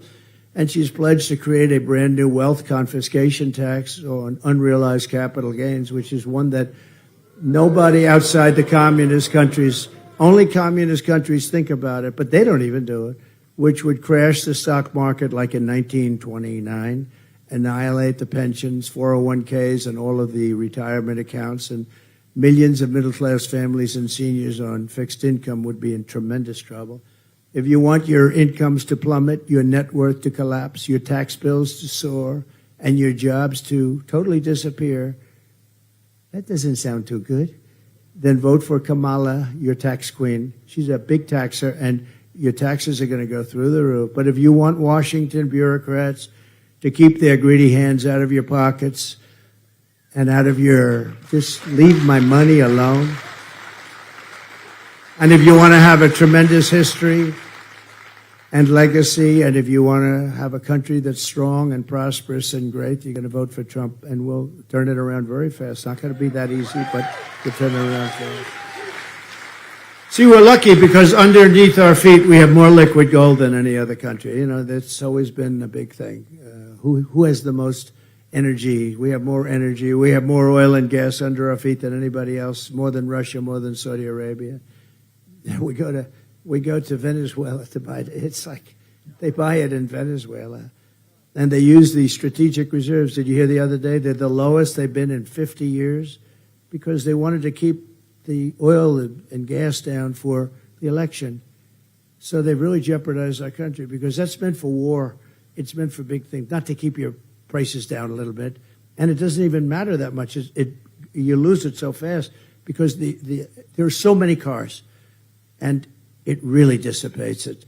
But they just announced that it's the lowest it's been in many, many decades, and that's really dangerous, actually. We need that for bad times, real bad times. And Kamala's promising the largest tax hikes in American history. Did you ever hear that, Scott, that we are going to give you the largest tax hikes in the history of our country? All my life I've been with I'd like politics, and I've never seen people like this. They announced that they want open borders. They announced that they want men playing in women's sports. And they announced that we're going to give you the biggest tax hikes, not cuts. When I read the story, I thought they made a mistake. I thought it was like somebody did a typo. Cuts instead of hikes. But they are going to deliver you the largest tax hikes in the history of our country, like 40%, 50% more. She said 70 or 80% is okay. And you're going to be a big beneficiary of that. It's a disaster. But I delivered you the largest tax cuts in American history, larger than even the Reagan tax cuts, as you know. And in my next term, we will give you massive tax cuts for workers, families, and small businesses. We're going to go further. That's one of the reasons we were able to succeed, because we brought taxes down and those businesses thrived. We did more business. We cut the business tax from 39% to 21%. Everyone said it was impossible. And you'll see now I'm cutting it down to 15%, but only if you make your product in Wisconsin. Only if you make your product in America. How good. I've had these guys from Wall Street, sharp as hell, call me, where the hell did you get that idea? In other words, we're bringing it down to 15. So 21 made us pretty competitive with the rest of the world. We're competing with the world. But 15 makes you really super competitive, but only if you build it here. And then you have something that she copied but we haven't heard from it since. She can't do it. She would never be able to do it because they have all this legislation pending so that you could go after people with tips. She wanted to go after people with tips. We have the opposite. We will have no tax on tips. No tax on overtime. And no tax on Social Security benefits for our seniors. Oh.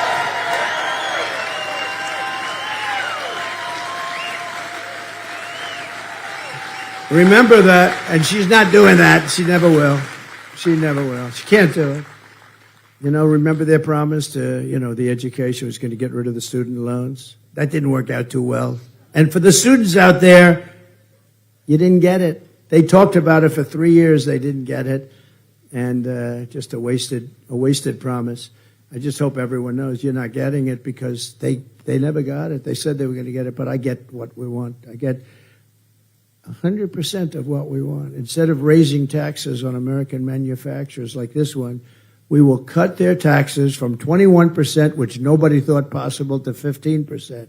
So but only if they make their product here in America and hire American workers for the job.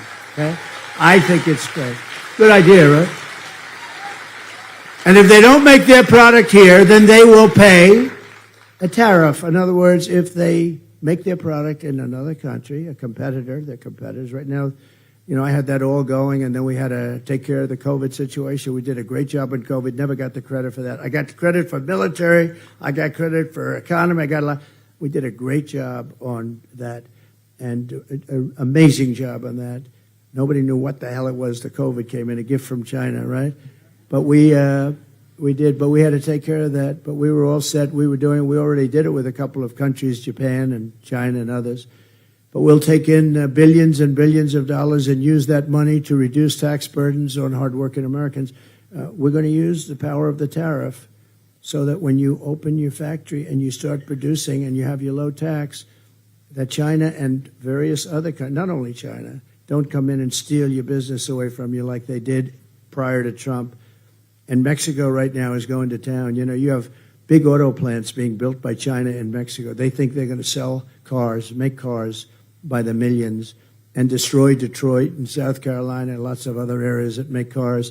We're not going to let that happen. We're not going to let that happen. We'll put a tariff on those cars of 100 to 200%. We're not going to let them. I don't know if you heard, they're building some of the biggest auto plants in the world right opposite the border. They think they're going to make those cars and put them into our country and pay no tax and drive Detroit out of business. By the way, United Auto Workers, did you see where the Teamsters endorsed Trump? The rank and file, 61%. But the United Auto Workers are at 80% for Trump because they are, let me tell you, they're being sold out by this stupid person they have leading them. Just like I mentioned the Keystone Pipeline, the head of that, I don't know if he's still there, I don't know, the head of the union, we had 50,000 jobs, many of them in this area, from this area, but we had 50,000 jobs of people, all they do is build pipelines. And this guy went along with Biden and he endorsed Biden. And the first thing Biden did is cut the Keystone Pipeline. I had approved it was under construction. We needed it. It was very important. But the rank and file was always for us. And you'll see that a lot. The rank and file wants us. And you have these leaders, if you call them leaders, they're so used to it's almost like by habit or something else. Some other things happen that are very good for them. But they endorse the Democrats. But the people, the workers in this country, they want us. We're going to put them back to work. We're going to have more factories opened here for cars and for other things. And it's a very simple thing to do. And by the way, not so different from what China does. If Elon wants to sell cars into China, they'll say no. But if Elon wants to build cars and sell into China, they say, come on over, build a plant. We'll even help you build it. We'll finance it. We'll do lots of things. But come over and build your plant in China. India is another example with Harley Davidson. Harley Davidson, we know all about. That was terrible. They're building a massive plant, built it in India, because India charges tremendous tariffs. And I once asked, I said, how do you do in India? Not good. Why? Because we have 152% tariff or something. I said, so you can't sell, right? No, we can't. But they said, if we build over there, we'll be fine. So they actually went over there. They built a massive plant. It's not the way it's supposed to work, but you know what? If they play that game, we have to play that game too. We have to do the same thing. It's a very simple game. We want factories to be built in our country, not in other countries. It's going to happen. It's going to happen very fast. And we'll be able to bring the auto business to where it was 50 years ago. And we're going to bring down your energy costs. Your costs are really high here. I don't know what's going on. Oh, that's right. He's not governor anymore. You have a Democrat. I don't know what's going on with energy costs here. Your state's one of the highest energy.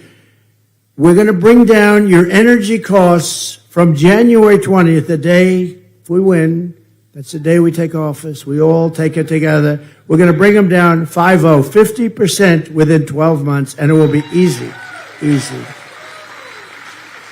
We're bringing them down 50% because it's crazy. They're too high. And again, we have more of it. We don't even use it. We don't even go for it. They don't let us take it out environmentally, they spend all their time and energy on the Green New Scam. Do you ever know, though? They don't talk about that anymore. When was the last time you heard about the Green New Scam? They don't talk about it. You know why? Because it doesn't work. They wanted $93 trillion. The ultimate plan was $93 trillion. They wanted to rip down all the buildings in Manhattan, those gorgeous buildings with those big, beautiful windows, and they wanted to rebuild them without windows, because without windows is more energy efficient. Tell somebody you're going to take 40,000 feet of office space, but you have no windows. This is what they want. These people are crazy. They're crazy. Take a look at some of them are actually, you got to see the bathrooms that they project for people. I can't talk to you about it because it's so gross. But basically, water-free bathrooms. Water-free. No water. This is not good. But these people are crazy. But the total for the ultimate package is $93 trillion. You could get China, us, and everybody else on the planet, and you couldn't afford that in 20 years. And you know, they really hurt our country because you can't do anything unless you get the environmental approvals. And I'm an environmentalist. I want clean air and clean water, really clean air. Beyond that, we have to have jobs, and we have to have success, and we have to rebuild our country. Kamala's plan will kill the American dream and make inflation worse than it ever was. My plan will bring back the American dream, but bigger, better, and stronger than ever before. That's what's going to happen. We're going to do it fast. We're just 5 weeks away from the most important election in the history of our country. It is. I believe it's the most important election. I used to say that in 2016, most important election. Then 2020, I didn't say because we were doing great. We had a great country. I almost had a logo, remember? Keep America Great. But it was CAG. CAG, Keep America Great. And I sort of like MAGA much better. MAGA. I don't know if it would have switched. I don't know if CAG would have played well. When Biden used to go out and say, we've got to stop this group called MAGA. We're going to stop. Remember with the purple background and pink background behind it looked like the devil, right? We're going to stop MAGA. I said, Joe, MAGA, make America great again. That's going to be stopped. It's not going to be stopped. It can't be stopped. If it's going to be stopped, you don't have a country anymore. Make America great again. That's all it is. I could be having a nice life right now. Nobody would be shooting at me. I'd be at the most beautiful beaches in the world. I'd have the greatest life. Somebody said, if you had it to do again, would you do it? Because I did. I had the greatest life. I have the most beautiful properties in the world. I really believe I do. But I have the most beautiful. I could have had the greatest, nicest life, none of this stuff. Would you do it again? Absolutely, I do, because we're doing something this special. It's not even close. It's not even close, right? It's not even close.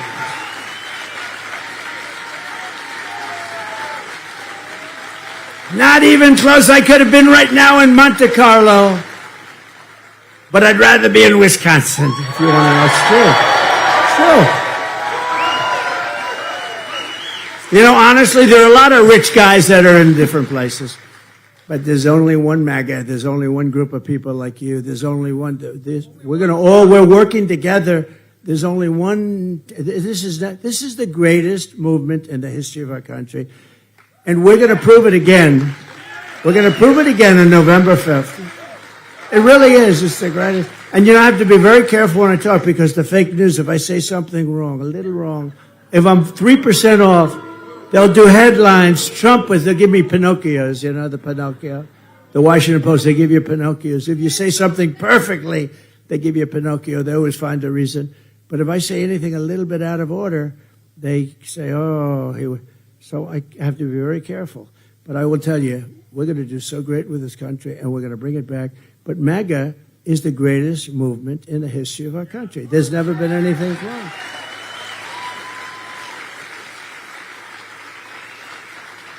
You know, you've had some great people. Remember Pat Buchanan, and I think he came in second in New Hampshire. He's a great guy, conservative guy, wonderful guy. I watched him for years and years, and he had a career in coming in second in New Hampshire, I think it was, right? He came in second. And we won Iowa, we won New Hampshire, we won South Carolina, we won everything, and then we went on to win the election. There's never been anything like this. We won 32 states, and then we did better the second time, but we're going to do better than we ever did this time. I think we're going to do better than we ever did. And I don't take day offs. You know, they all say, are you planning any days off, sir? What would your days off be? I said, I'm not taking days off. We have 33 days. I'm out every day. I'm scheduled every single day. I'm not taking days off because we can't. We can't take days off. We have to work. And I've been working a lot of days in a row. I don't know what it is, but we're all over the place. I think we're going to Texas tonight or tomorrow. I don't even ask anymore. I get on the plane. I say, what's my next stop? Sir, tonight we're going to Texas. Congratulations, you know. And we're winning big in Texas, I'll tell you. We're winning big in Texas. 3 days ago, I was in the small town of Prairie du Chien, Wisconsin, where an illegal alien member of a savage Venezuelan prison gang from Kamala, who let them into the country, and this vicious savage was arrested this month. Good law enforcement up there. I mean, I got to meet the whole group. They're great. But was arrested this month for holding a mother and daughter against their will and sexually assaulting them and roughing them up like you wouldn't believe. You don't want to hear about it. What Kamala is doing to our country is criminal, and it's impeachable. And in my opinion, it's totally unforgivable.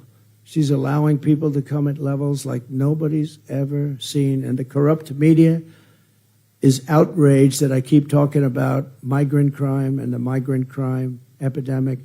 It's the worst thing that's happened to our country in 50 years. They're taking over our small towns and cities. They're taking over our big cities, too.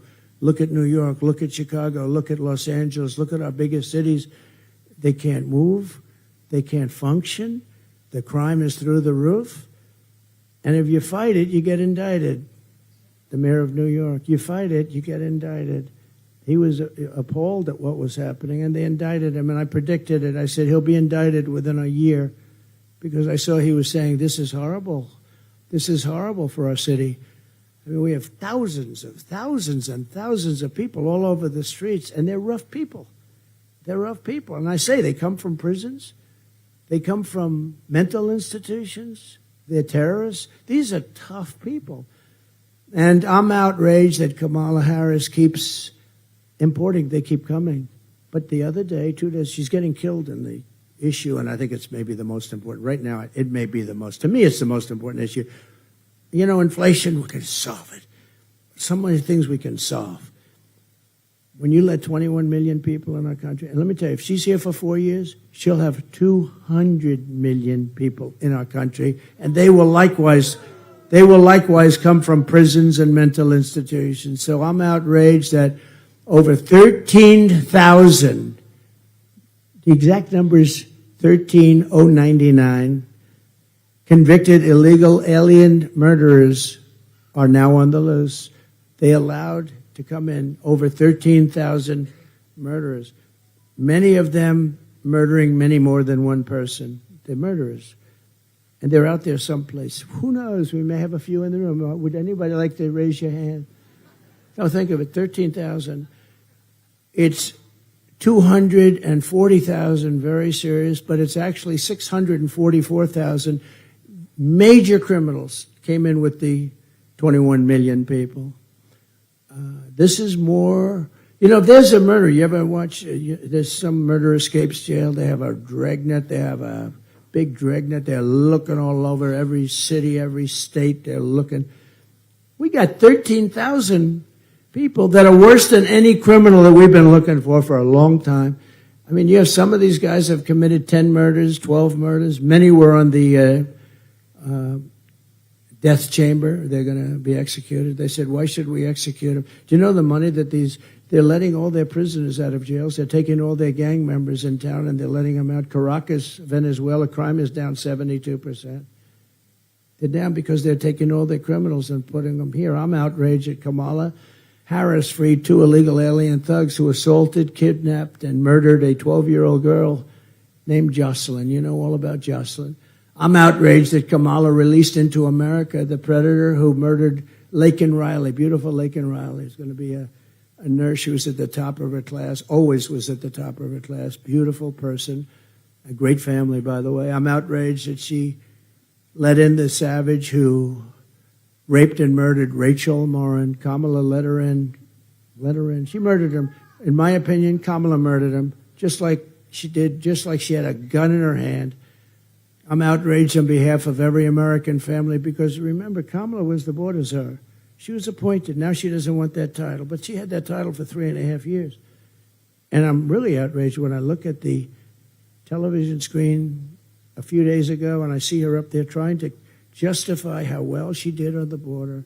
Worst border in the history of our country, and a bad human being. She's a, as you know, she's a Marxist. Her father's a Marxist. She's a Marxist. And we don't want a Marxist in charge of this country. We would never want a Marxist in charge. A lot of people don't know what a Marxist is. They said, sir, don't use Marxist. They don't know what it is. You have a good enough. Say communist. Would that be easier? We don't need it in this country. We're not going to have it in this country. She's the one, and they're the ones that are destroying our country. You remember with the State of the Union speech, I said, we will never be a socialist country. And I have to always be right about something, so I was happy in only one sense. We will not be a social. Beautiful State of the Union speech. I thought I did quite well. Standing ovations, at least from the Republicans, I got to say, but standing ovation. But I said, we'll never be a socialist country. And I was right, because they skipped socialism. They went right down to communism. They went right down, they skipped it. So I was right. So I said, I told you there'd never be a socialist country. I didn't expect that to happen. 425,000 convicted criminal aliens, according to ICE's newly published data, and are now free to roam the United States. They're roaming all over the country. They're here, too. You just don't know it yet. You'll find out. Kamala's agenda is bringing death and despair. Kamala and Joe are crime creators. We are crime fighters. We're crime fighters. We will restore light and hope, and I will make America safe again. On day one of my new administration, the invasion ends and the deportation begins.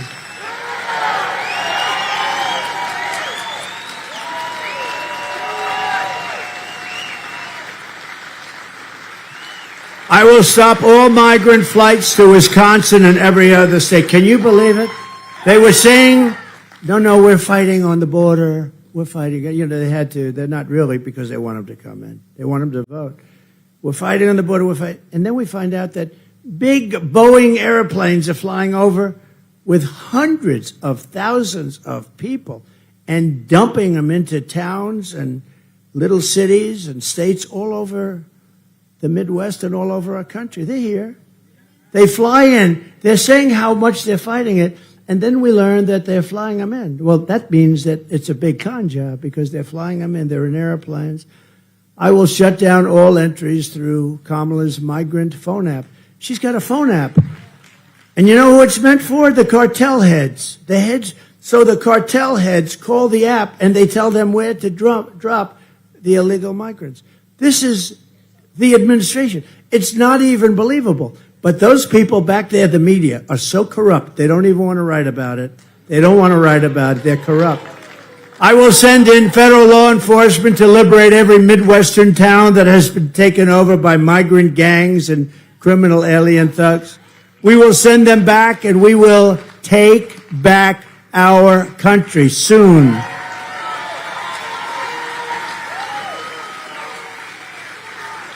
We'll be using local police. Local police, they want it more than I do. They don't want it. These people, these law enforcement people that we have. You know, almost every single law enforcement group in the United States of America has endorsed me. They don't endorse her. Almost everyone. I just shook hands with a lot of the police. Sir, we endorsed you 2 months ago. Like everyone. We will become energy independent and then energy dominant like no country has ever been before. We have more than anybody else. And we will bring energy prices, as I told you, we're going to bring them down 50% in 12 months from January 20th when we take off. And we will terminate the Green New Scam and spend the trillions of unspent dollars on roads, bridges, real infrastructure, and paying down debt, $36 trillion. Not fake infrastructure that's caused massive inflation and no benefit. You know, a lot of the spending they did, this wasteful spending, is the thing that caused it.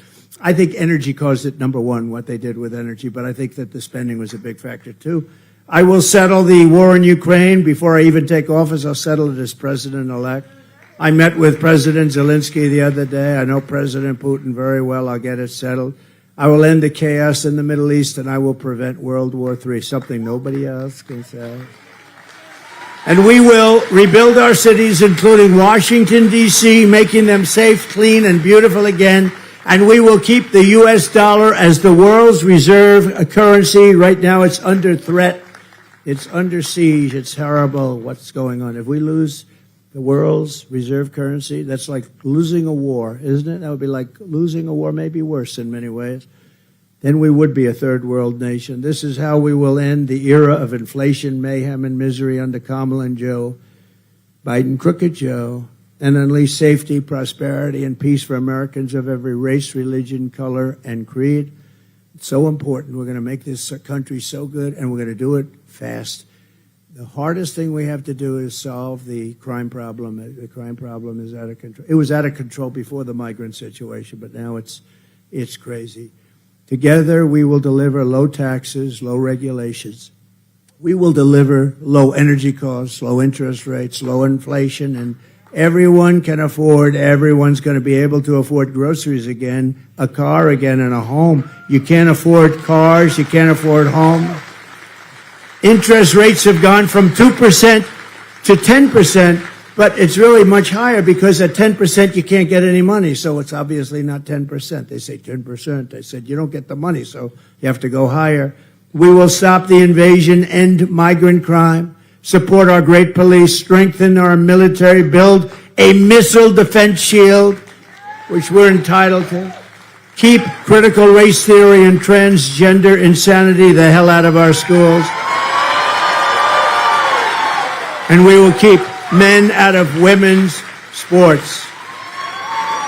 We will defend the Second Amendment, restore free speech, and we will secure our elections. Everyone will prosper, every family will thrive, and every day we will be filled with opportunity and hope. We don't have opportunity. We don't have hope anymore in this country. There's no hope. Your kids, you have beautiful kids, and they don't even know what to do. There's no hope. We're gonna bring back spirit. Spirit is a word, but we're gonna bring back spirit for our country again, and they're gonna have lots of hope, and they're gonna have that American dream back soon. But for that to happen, we must defeat Kamala Harris. Kamala Harris. You can't call her Harris. Nobody knows who the hell I'm talking about. I say Harris has been a horrible vice president. They said Harris. Let's see, Harris. Isn't it funny? The name just doesn't care, so we call her Kamala.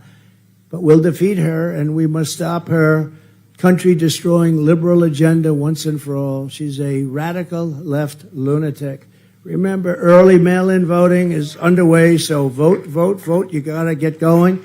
And we want to make this election, you know the expression, too big to rig. Too big to rig.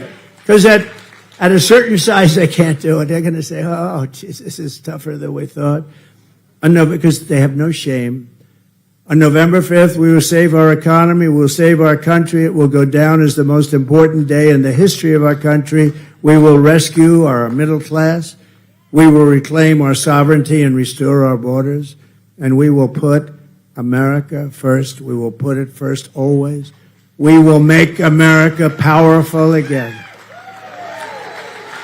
wealthy again, healthy again, strong again, proud again, safe again, free again, and we will make America great again. Thank you very much, Wisconsin. Thank you very much. Thank you.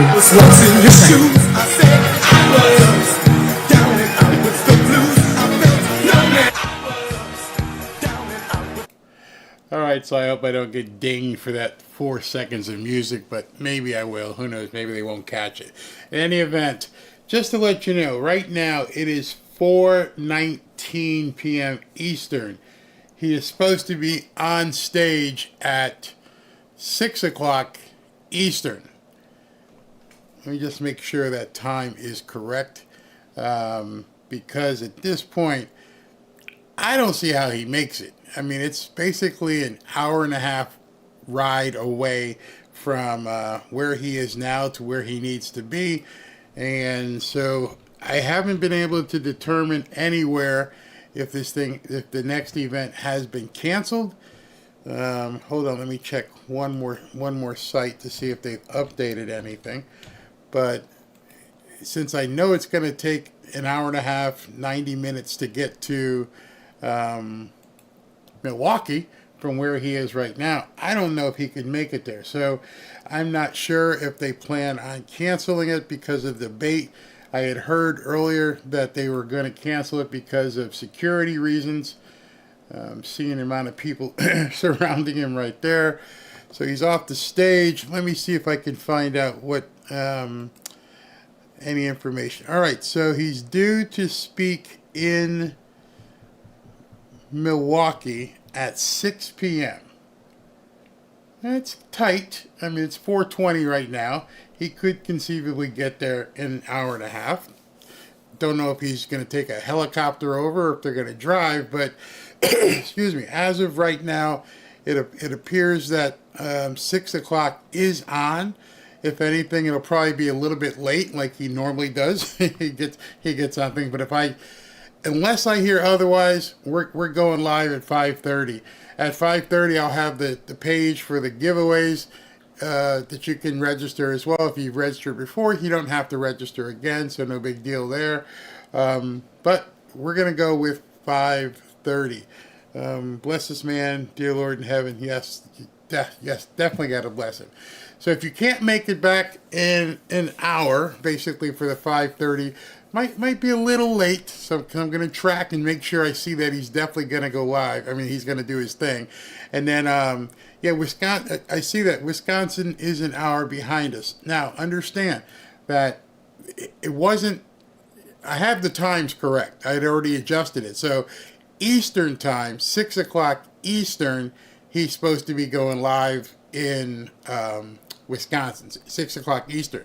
As of right now, it's 3:30 over there. I had already adjusted for time. Either way, if it's 3:21 in Milwaukee and it takes him an hour and a half, that's going to take him to 5, which would take us to 6. So everything would have to line up for him to get there at 6. Traffic would have to be perfect. Security would have to be perfect. Everything. So I'm thinking he's probably going to be a little bit late if that event still goes on. But I'm looking at different sites, and I don't see anybody saying that it is canceled yet. There was a threat, but I'm not really sure if that's been neutralized. And at this point, are they going? Everyone's asking on different sites. Is it live? We'll see. We'll see. He's probably in Trump Force 1. No, he doesn't have Trump Force 1. I had read something else that he was looking to go in his motorcade instead. I mean, it's 90. I don't know if it's 90 miles, but it's 90 minutes. Here, let me just look up here. It is 84 from Waunakee, where he is today, from Waunakee, Wisconsin to Milwaukee, Wisconsin. It is 84 and a half miles, hour and 28 minutes based on traffic right now. I'm doing this by Google. Now, if he's got his helicopter with him, no, he's there in 20, 30 minutes. I don't know. I don't know how they're not going to tell me. Wait a minute, somebody just said something. It's canceled on my phone for Milwaukee. Where do you see canceled? Please let me know so I can look it up and so I can let everybody else know. If you see canceled, please let me know. I can't see it anywhere. I don't see it on his itinerary.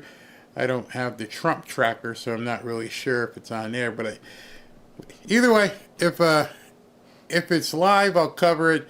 If it's not, then we obviously won't. You'll see the notice will disappear. But one thing's for sure, we're going to be here at 8 o'clock. That ain't changing. We're gonna unless Tampon Tim decides he's not going to show up. So, no, what he was saying about Texas is sort of like a rock band. He's traveling so much, he doesn't know where he's going to be. His team says, "Hey, you're here today. Where am I? You're in Waunakee, Wisconsin. Got it." Because he doesn't know where he's going to be. Like right now, there's nothing posted other than Butler. Let me see. There's Saginaw, Michigan on Thursday at 3 p.m., 2:30. And then he's got Fayetteville Town Hall on Friday. Nothing on the schedule as of yet for tomorrow. So we'll see what happens. I'm looking at different. I'm looking to see if anybody has information. Want to know. Hope he doesn't use Force One jet. Trump does have a helicopter. I'm not. What website has his schedule? All right, somebody's asking me for what website has his schedule. His website with his schedule is his normal website. In case you've never been there, here is the Trump website. Let me go ahead and show it to you. This is where I normally get all my information. I don't use a tracker because I like to have it up to date. This is DonaldJTrump.com. DonaldJTrump.com. It has all of his, and JD has all their events on here. So yesterday, after the Waunakee, Wisconsin thing, it had Milwaukee was listed underneath it. Milwaukee, as you can see, is no longer there. So I don't know if it's canceled. A couple other people said it might be canceled. No confirmation. And then, of course, there's Thursday, there's Friday, and then there's Saturday. So he's got everything right next to each other. Thursday, Saginaw, Town Hall in Fayetteville on the 4th, back in North Carolina. And then the 5th, he is in Butler, Pennsylvania. And so when something pops up on here, then I obviously get to see it. And then the stuff in blue down here, that's J.D. Vance's stuff in terms of which events he's going to be at. So Milwaukee has been removed, but I have no idea if it's been canceled as of yet. But we'll see. We shall see. But like I said, we will be here for 8 o'clock. Somebody says it's not canceled. Yeah, I had heard it was canceled. But you know what? Here's what's going to happen. Here's what we're going to do. I already have it scheduled live. If we're going to go live as if he is going to do it. If they announce that he's not going to do it, then I'll have a different show ready for you. I'm going to talk about, let me just tell you right now, I'm going to talk about what's going on in North Carolina. I'm going to talk about what's going on with the longshoremen strike, and we'll still get together and maybe have like an hour together and talk about things before the debate. Also at that time, I can not debut, it's not a big deal, but the link will be live for the giveaways during the vice presidential debate. So either way, I'm all in. We're gonna get together here at 5:30, 5:45, and we're gonna talk about what's going on in North Carolina, Valdosta, and Tennessee with the hurricane. Got some videos for you. Then we're gonna talk about the longshoremen, and I'll see if I can't find some updates on Israel and Iran and any other big news. So we'll still go. April says our SBN is still broadcasting that event. We'll see. So anyway. Go get something to eat. Well, before you go, let me go ahead and acknowledge the fine people who have donated to the channel. Thank you very much. Let me go ahead and put this together. But yeah, either way, 5:30 might be a short one. We might just be here for a little while if he's not doing it. But that's okay. We can talk. We can all get together. We can decide what we're doing. All right. So let me go ahead and scroll to the top.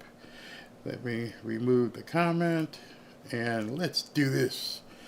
So we got a $50 donation from Nurse Polly. Nurse Polly, thank you very, very much.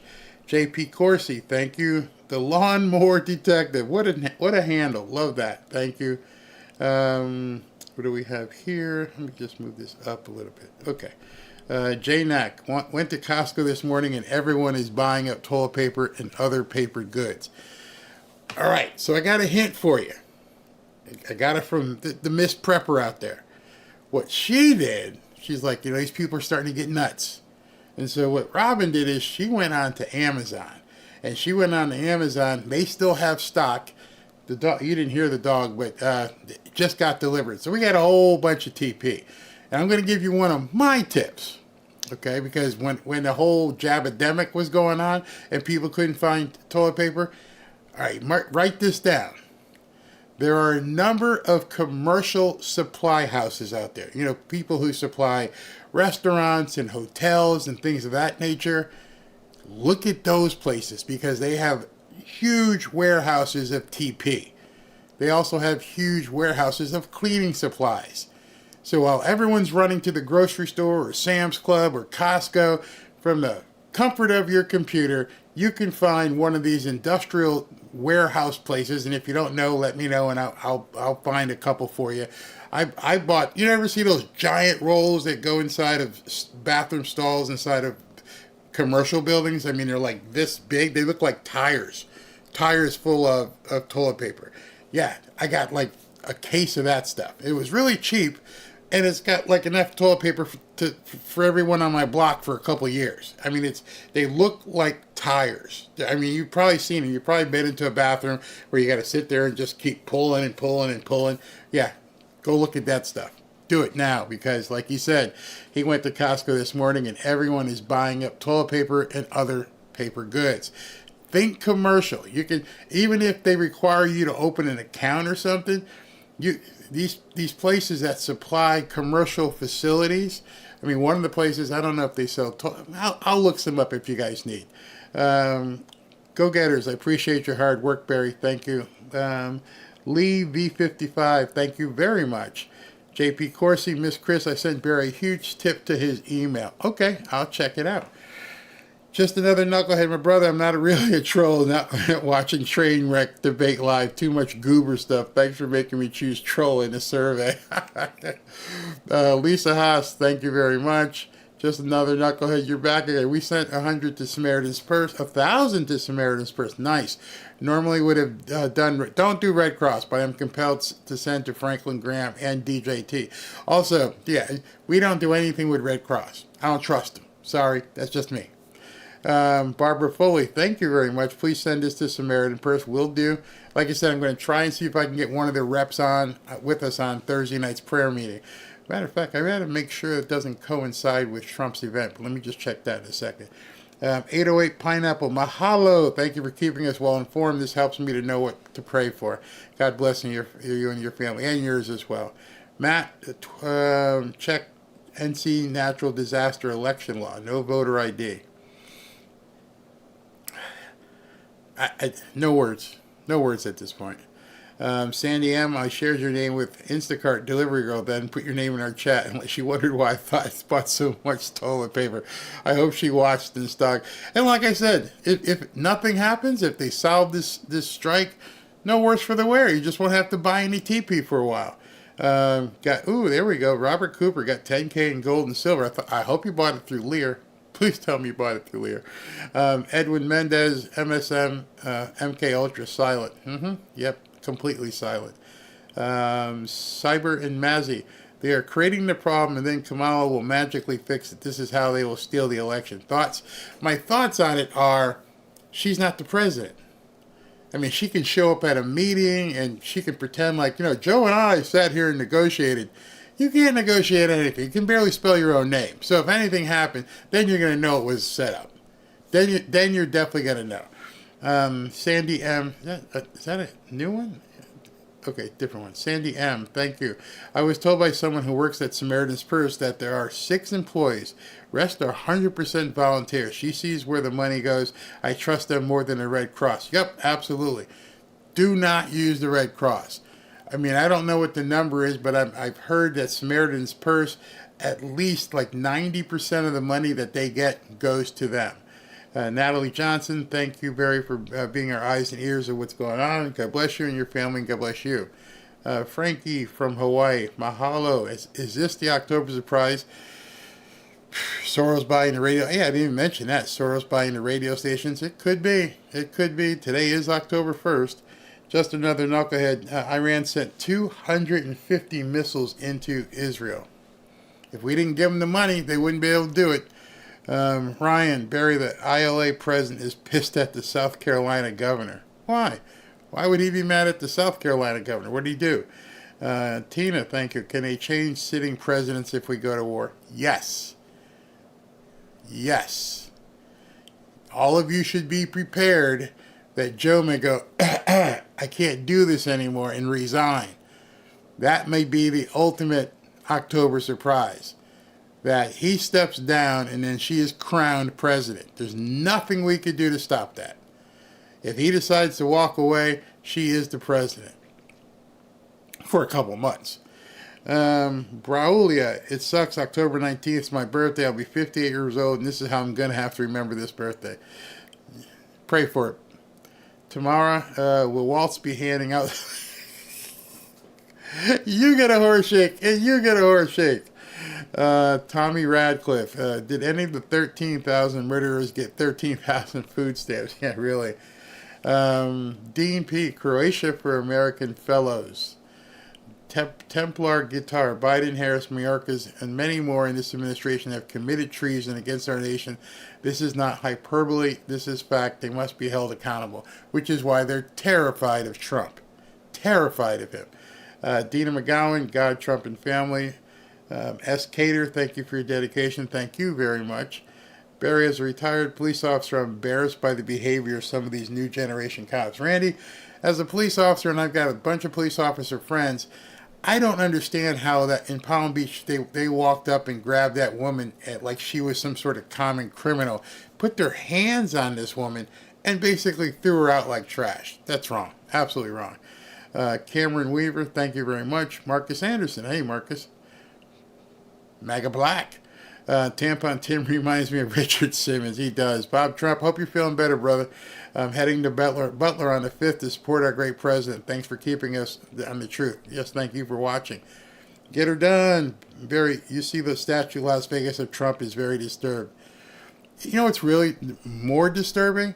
That the city of Las Vegas gave them a permit to post that thing, to hang that thing. How sick are these people? Bernetta Rivers, in God we trust, pray without ceasing, praying for all North Carolina, South Carolina, Tennessee, Georgia, Florida, and Virginia. We are one kingdom, and we are standing strong together. Many blessings over each and every one, every Fanfare fan. Thank you very much. Bob, again, peacefully and patriotically, we don't want civil war. We are taking our country back the nice way. For now. Dale Phillips, Bear Iran just directly launched. But yep, we covered that earlier. Absolutely nuts. Absolutely nuts. Lori Wood, thank you. LS, thank you. And Tommy Radcliffe, the guitarist again. J.D. Vance grew up across the street from my wife in Kentucky. She had barbecues with Keith Whitley, J.D., and Ricky Skaggs. He was a little monster who made good. That must have been a good time. Good music for sure. Definitely some good music. If you guys don't know who Ricky Skaggs and Keith Whitley are, I don't know if you call them country bluegrass, but yeah, it's very good. So anyway, everybody, see you in about an hour. Either way, we're gonna go live. Let's see. Let me check the chats. Anything else in here? No, don't see anything else in here yet in terms of that. All right, so we'll see you guys tonight, right? So we're going to see you definitely at the rally. And then here's what we're going to do. If the 5:30 speech is up, we're going to meet together for this. But either way, if that's not it, then I'll do the videos. We'll talk for about an hour, and then I'll have to change the thumbnail after because he didn't show up. Anyway, thanks very much for showing up today. We're getting close, people. Getting close. Get prepared.